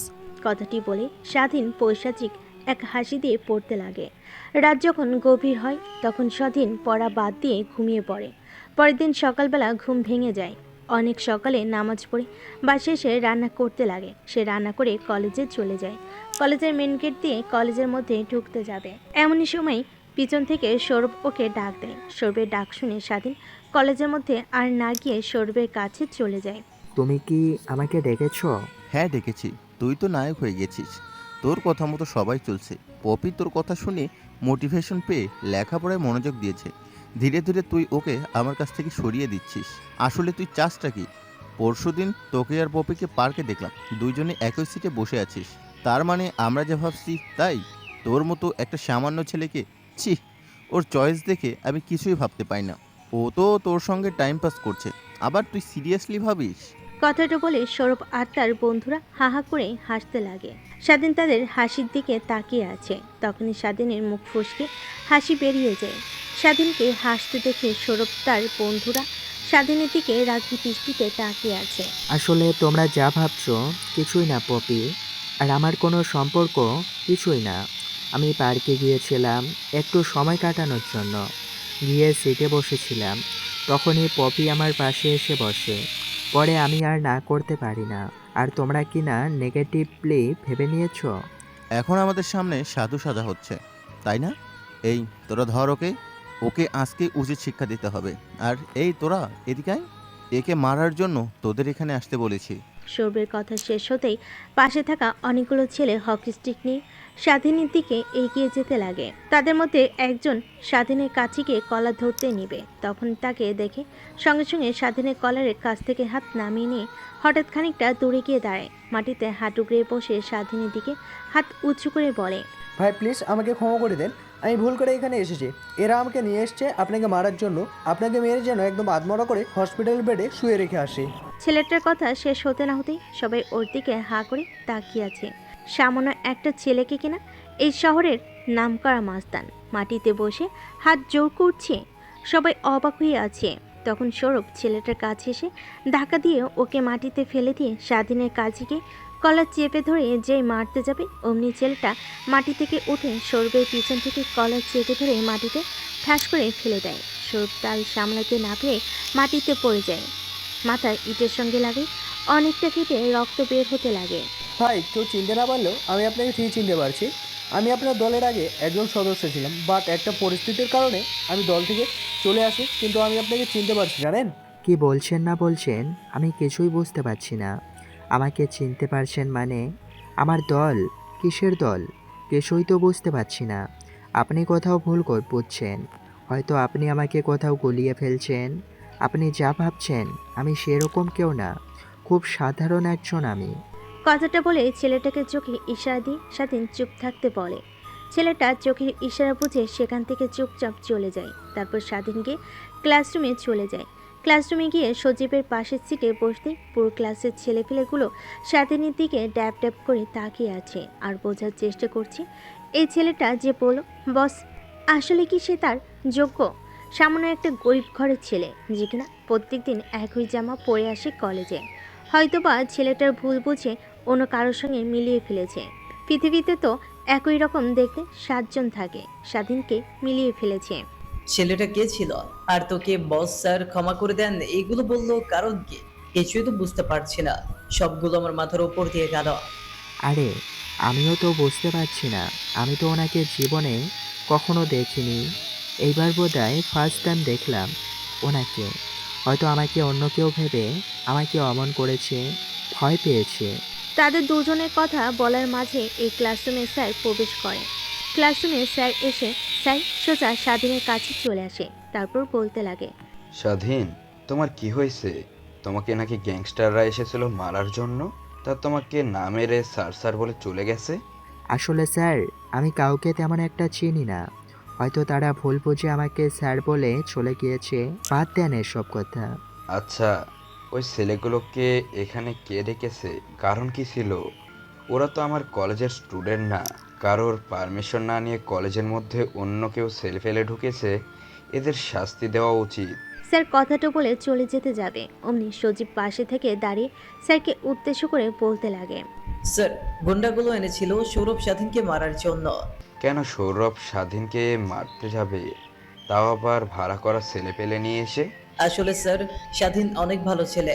সেই প্রথম দিন থেকেই সৌরভ তাকে র্যাগিং দিয়ে চলেছে, প্রত্যেকদিন অপমান অপদস্থ করে। কিছুদিন হলো স্বাধীন তাদের কথার অবাধ্য হচ্ছে, তাই ওরা মানতে না পেরে ছেলে পেলেদেরকে নিয়ে এসেছে স্বাধীনকে মারার জন্য।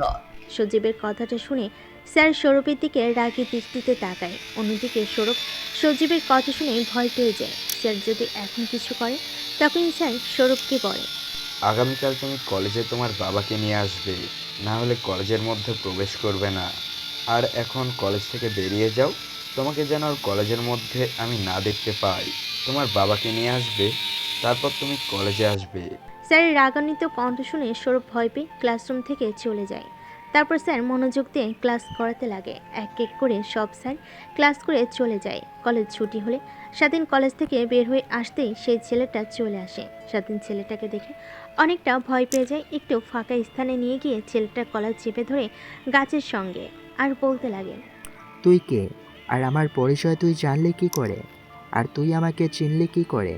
আমাকে আজ পর্যন্ত কেউ চিনতে পারেনি, তুই ফার্স্ট। সবাই আমার নাম কি চেনে ভয় পায়, কিন্তু আমাকে কেউ দেখে না, চেনেও না। বস, আমি আপনার গ্যাংয়ের হয়ে কাজ করতাম, কিন্তু একটা মশলা থাকে, আমি আপনার গ্যাং থেকে চলে আসি। আপনি যে মাঝে মাঝে লাইভে আসতেন, আপনার চুলের এই পাশটা দুইটা জায়গায় কাটা, আমি বারবার লক্ষ্য করতাম। আজকে আপনার এখানে সেম জায়গায় দুইটা কাটা দেখে আমার আর বোঝার বাকি রইল না আপনি সেই আন্ডারওয়ার্ল্ডের ব্লু জোন SM, যাকে কিনা সবাই দেখার জন্য মরিয়া হয়ে উঠেছে। তাকে কিনা আমি সবার আগে দেখলাম। শোন, তুই যদি তোর ভালো চাস তাহলে এখানে চুপ হয়ে যাবি, কখনো কাউকে বলবি না আমি এসেছি। সময় হলে সবই জানতে পারবে, একদম কাউকে বলবি না। যদি বলিস তাহলে কিন্তু তোর খবর আছে। আজ পর্যন্ত কেউ আমার পরিচয় জানে না, আমার সময় হলে আমি সবাইকে আমার পরিচয় দেব, বুঝলি? কাউকে বলবি না কিন্তু, বলে দিলাম। কথাটা মাথায় ঢুকিয়ে নে।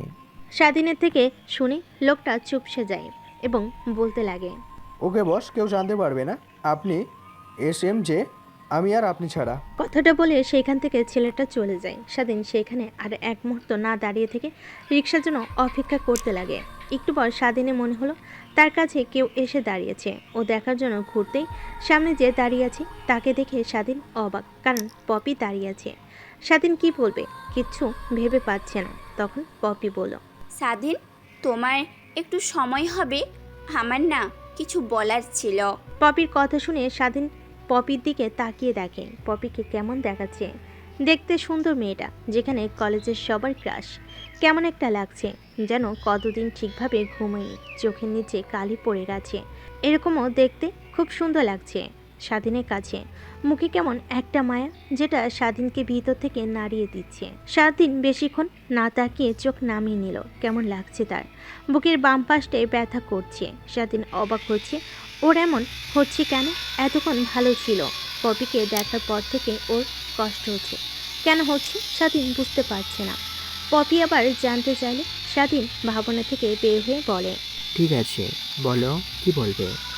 এখানে না কোথাও গিয়ে বসে বলি। আচ্ছা চলো, কোথায় যাবে? স্বাধীন মনে মনে ভাবছে, আশ্চর্য, আমার কি হচ্ছে ওকে না বলতে পারলাম না কেন? আচ্ছা, ওকে এমন লাগছে কেন?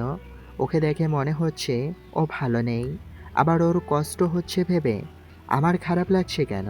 স্বাধীন মনে মনে এসব ভাবতে ভাবতেই পপির সঙ্গে হেঁটে হেঁটে কলেজের পাশের একটা পার্কে চলে আসে। এখন পার্কে তেমন কেউ নেই, দুজন এক সাইডে গিয়ে নিচে বসে। স্বাধীন বলে, আচ্ছা, কি কথা এমন বলবে যে এখানে নিয়ে এলে, বলো।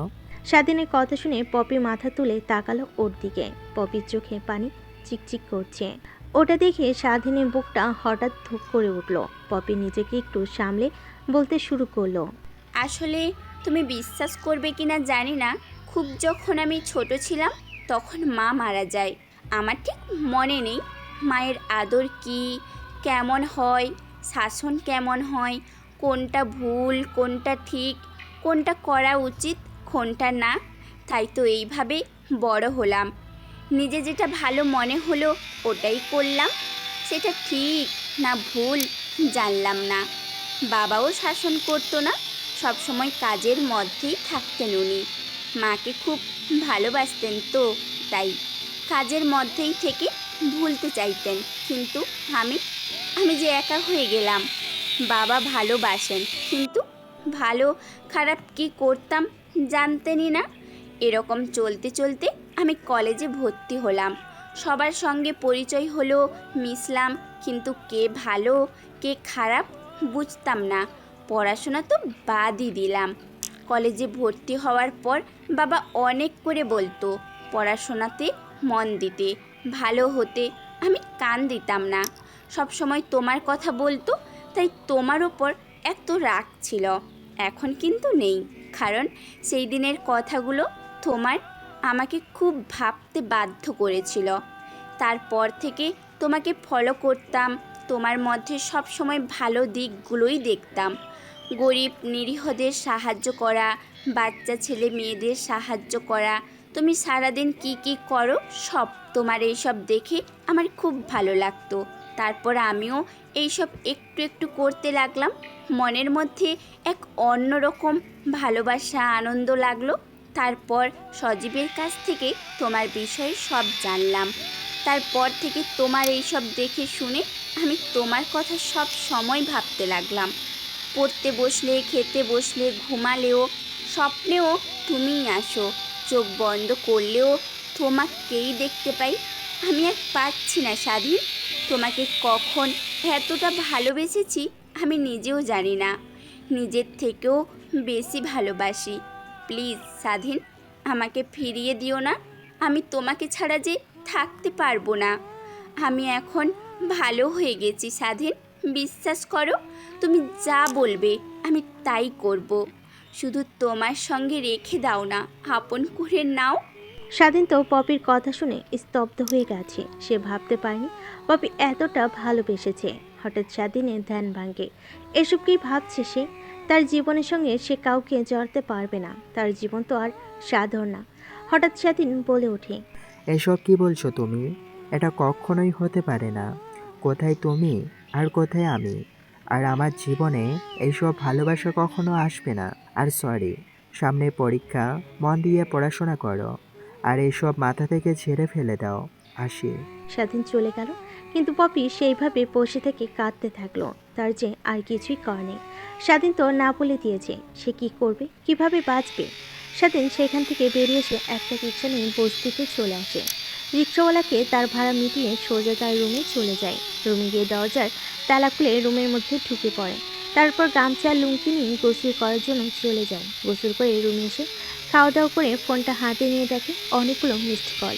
স্বাধীন ফোন ব্যাক করে। ফোন রিসিভ করে ওপাশ থেকে বলতে লাগে, বস, আপনি কই? আপনাকে এত করে ফোন করলাম। ইমন খান তো বাংলাদেশে চলে এসেছে।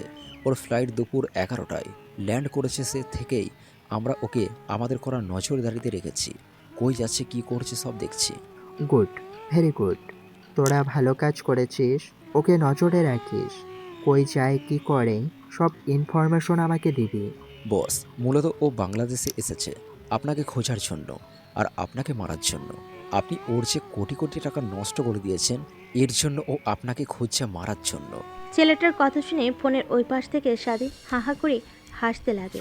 তোদেরকে তো আগেই বলেছি, যেখানে পুরো বিশ্বের ডন একত্র হয়ে আমার বিরুদ্ধে এসে আমাকে মারতে পারেনি, সেখানে ইমন খান নামক এক নেংটি ইঁদুর, সে নাকি আবার আমাকে মারতে আসবে।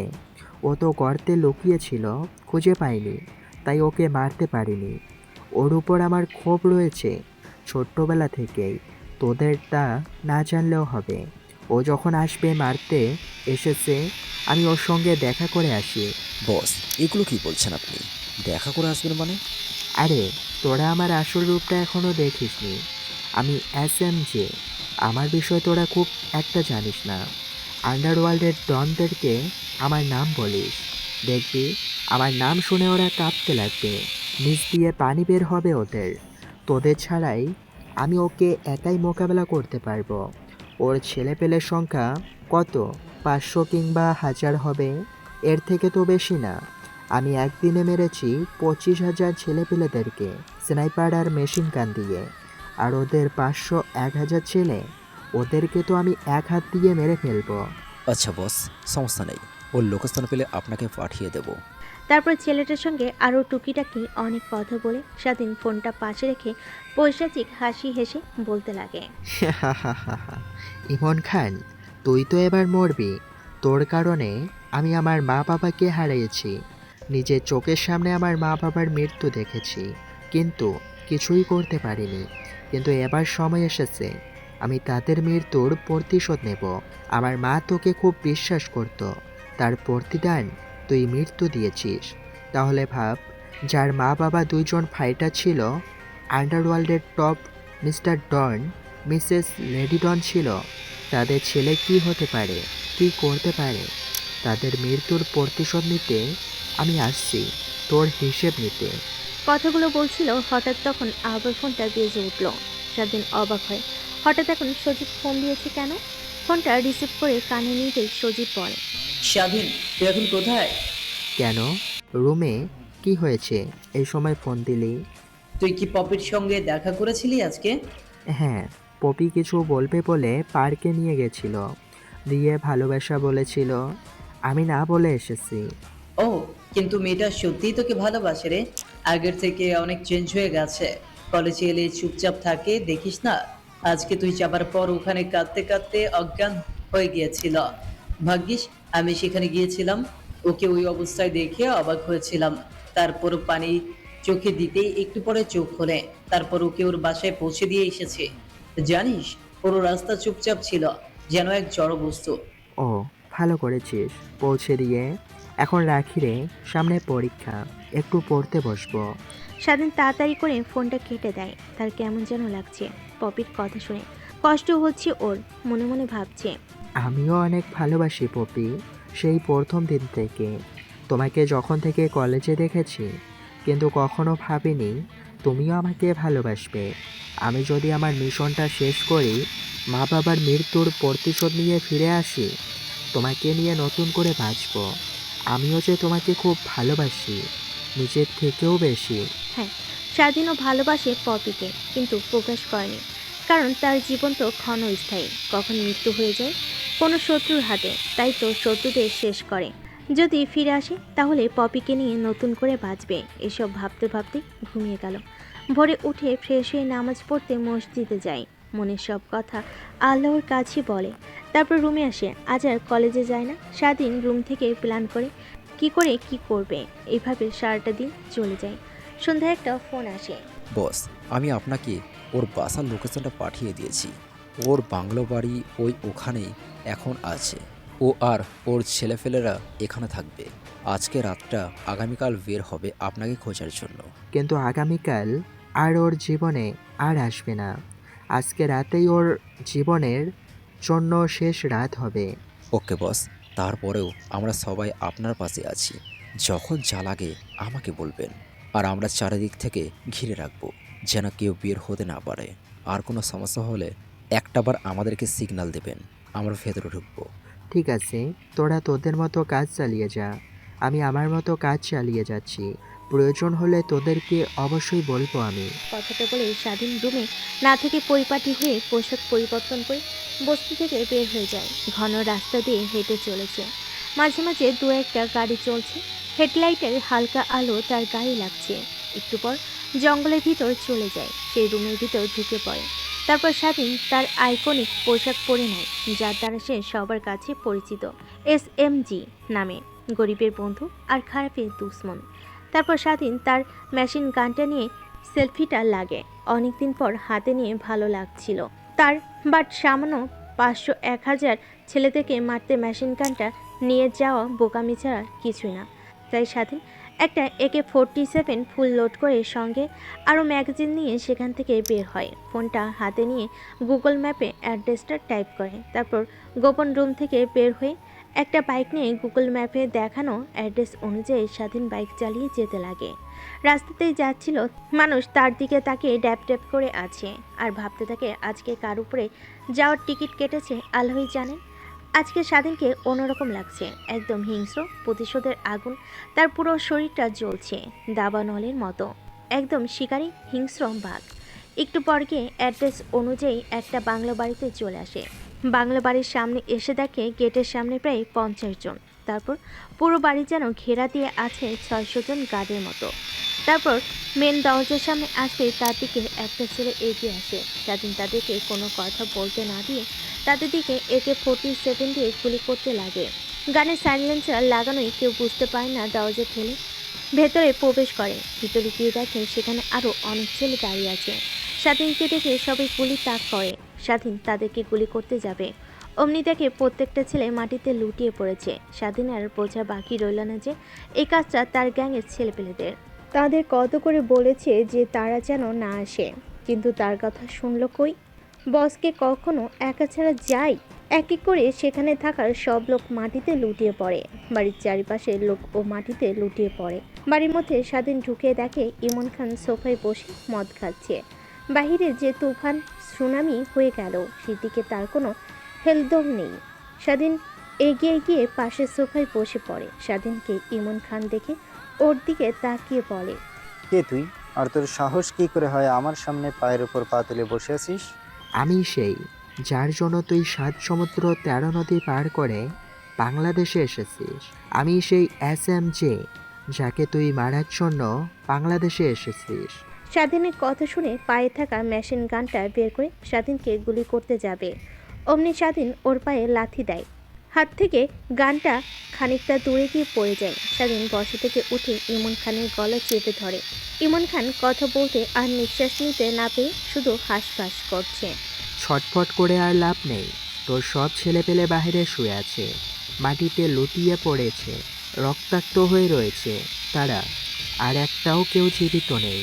তাদের আশাবাদ দিয়ে তুই এখন চিন্তা কর কিভাবে আমার হাত থেকে রক্ষা পাবি। কে তুই? আমার পিছনে পড়ে গেছিস, আমার সব সম্পত্তি সব ধ্বংস করছিস। আমি তো তোকে ঠিকমতো চিনি না। তুই কে? তাহলে তুই আমার পিছু কেন লেগেছিস বল? তুই আমাকে চিনিস না, বাট আমি তোকে হাড়ে হাড়ে চিনি। মনে পড়ে কি সেই দিনের কথা যেদিন তুই হাসমত আর ওর পুরো পরিবারকে মেরে ফেলেছিস? ওর ছেলেকে মারার জন্য অপেক্ষা করছিলি, কিন্তু তা আর পারিসনি। গাড়ি অ্যাক্সিডেন্ট করে নদীতে পড়ে যায়। তুই এত কিছু জানিস? কি রে, তুই কে? তোর পরিচয় দে। আরে আমার পরিচয় জানা তোর এত আকুল কেন বলতো?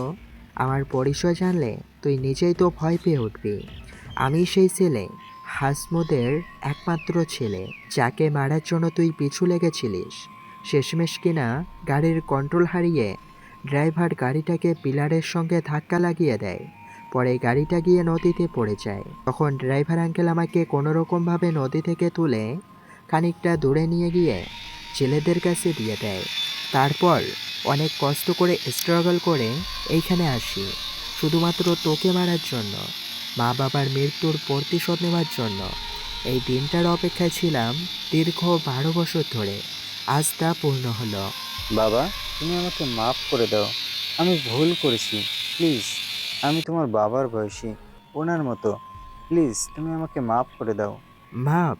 তাও আবার কি না তোকে? কখনোই না, আমি কখনোই তোকে মাপ করব না।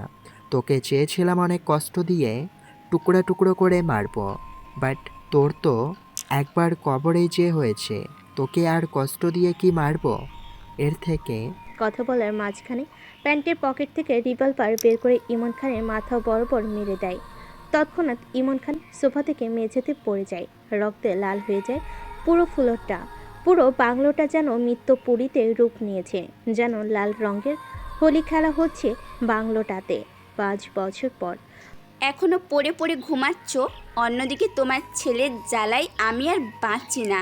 সেই সকাল থেকে কি একটা খেলনা ফোন কানে নিয়ে বসেছে, আমি আন্ডারওয়ার্ল্ডের টপ যে আমাকে খুঁজে বের করা এতটা সহজ না, আর আমাকে মারাটা তো অতটাও সহজ না। কী সব বলে চলেছে কিছুই তো বুঝতে পারছি না। তুমি গিয়ে একটাবার দেখো না, তোমার সঙ্গে থেকে থেকে অ্যাকশন মুভি দেখে দেখে কী সব উল্টো পাল্টা কথা বলছে। আরে বাদ দাও না, ছোট মানুষ খেলছে, ওর কথা সিরিয়াসলি নিচ্ছ কেন? না, তোমার ছেলের হালচাল চলাফেরা আমার একদমই ভালো লাগে না। কেমন যেন মাফিয়া মাফিয়া টাইপের মনে হয়। ওর শরীরে মাফিয়ার রক্ত বইছে। পপির কথা শেষ হতে স্বাধীনের পুরো মুখে একটা ভয়ের ছাপ চলে আসে। ঘুম থেকে উঠে কি ভাবছেন কিছু বুঝতে পারছেন না তো? ওয়েট, আমি বলছি, এত টেনশন নিয়ে না, আমি আছি বলার জন্য। একটু ধৈর্য ধরে গল্পটা শুনুন। তাহলে চলেন 5 বছর আগে ইমন খানের মৃত্যুর পর স্বাধীন সেই দিন তার বাবা মার মৃত্যুর প্রতিশোধ নিয়ে সেখান থেকে বেরিয়ে রাতে ফিরে তালা খুলে রুমে ঢুকে ওয়াশরুমে গিয়ে গোসল করে এসে বিছানায় শুয়ে পড়ে। আজ অনেক দিনের পর শান্তি ঘুম ঘুমোবে। ঠোঁটে কোণে এক চিলতে হাসি ফুটে ওঠে।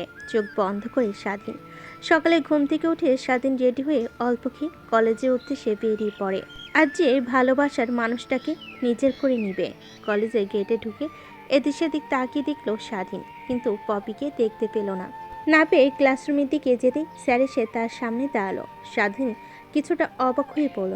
স্যার কিছু বলবেন? স্বাধীন, তোমার কাছে হাত জোর করছি, আমার মেয়েটাকে বাঁচিয়ে নাও। ও মরে যাবে তো।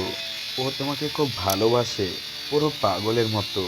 খাওয়া দাওয়া বন্ধ করে দিয়েছে, ঘর থেকে বের হয় না, কথা বলে না, রুমের মধ্যে অন্ধকার করে বসে থাকে। আমার মা মরা মেয়েটাকে মেনে নাও বাবা, আমার যে ও ছাড়া আর কেউ নেই। স্যার আমিও পপিকে ভালোবাসি, আপনি বিয়ের ব্যবস্থা করেন, আজকেই আমি ওকে বিয়ে করব। সত্যি বাবা? তাহলে তুমি আমার বাড়িতে গিয়ে ওর সঙ্গে দেখা করো, আমি কাজে নিয়ে আসছি। স্বাধীন সোজা পপিদের বাসে গিয়ে কলিং বেল দিতেই কাজী বুয়া খুলে দেয়। স্বাধীন সোজা পপির রুমে গিয়ে দেখে পপি খাটে চুপচাপ বসে আছে। স্বাধীন পপির সামনে গিয়ে হাত ঢুকিয়ে বসে। পপি 2 হাত ধরে বলতে শুরু করে, আমিও তোমাকে খুব ভালোবাসি পপি, শুধু ভয়ে আমি সেদিন না বলেছিলাম, কারণ আমি একজন অনাথ, আমার কেউ নেই, না কিছু করি, কিছু টিউশনি পড়িয়ে যে টাকা পাই আমার তাতেই চলে যায়। বস্তিতে থাকি, কিন্তু তোমাকে কোথায় রাখবো, কি খাওয়াবো তাই না বলেছিলাম।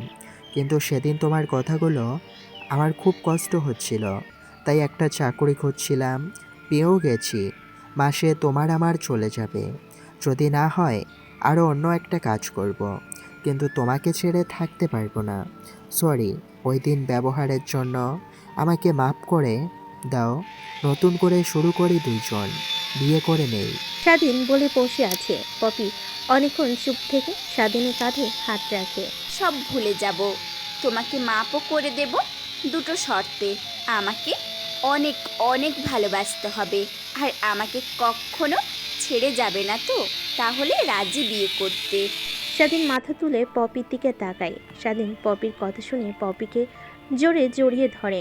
কাজীও চলে আসে কিছুক্ষণের মধ্যে। দুজনের বিয়েও হয়ে যায়। দুষ্টু মিষ্টি সংসার চলে। বিয়ের কিছুদিন পর ওদের এক ছেলে সন্তান হয়। এখন ওদের ছেলের বয়স 3 বছর। এবার আপনাদের কাছে সব পরিষ্কার। তাহলে ফিরে যাওয়া যাক আবার বর্তমানে। স্বাধীন বলছে, কি বলছে এগুলো পপি? সে নাকি না না কোনোভাবে বুঝে গিয়েছে। না, এটা হতে পারে না, আমার আসল পরিচয় না, কখনোই বুঝতে পারবে না। কথাটা আনমনে ভাবতে লাগে স্বাধীন। ড্রেসিং টেবিলের সামনে গিয়ে চুল আঁচড়াচ্ছিল পপি। স্বাধীন সহসা শোয়া থেকে উঠে তার কাছে গিয়ে পিছন থেকে জড়িয়ে ধরল। আরে বাদ দাও, ছোট মানুষ খেলা করছে, ওইগুলো মাথা থেকে ঝেড়ে ফেলে দাও তো। এখন আমাকে সামলাও, পরে তোমার ছেলেকে সামলিও। কথাটা বলে স্বাধীন পপিকে কোলে তুলে নিয়ে গিয়ে খাটে শুয়ে দেয়। নিমিষে তারা দুজন হারিয়ে যায় এক ভালোবাসার অতল সমুদ্রে। এই যে পাঠক পাঠিকারা, আপনার কি ভাবছেন আরও কিছু আছে? আর কিছুই নেই, এখানে গল্প শেষ। তো গল্পটা কেমন লাগলো কমেন্ট বক্সে অবশ্যই কমেন্ট করে জানাবেন। ভালো থাকবেন, সুস্থ থাকবেন। আল্লাহ হাফেজ, সবাইকে ধন্যবাদ।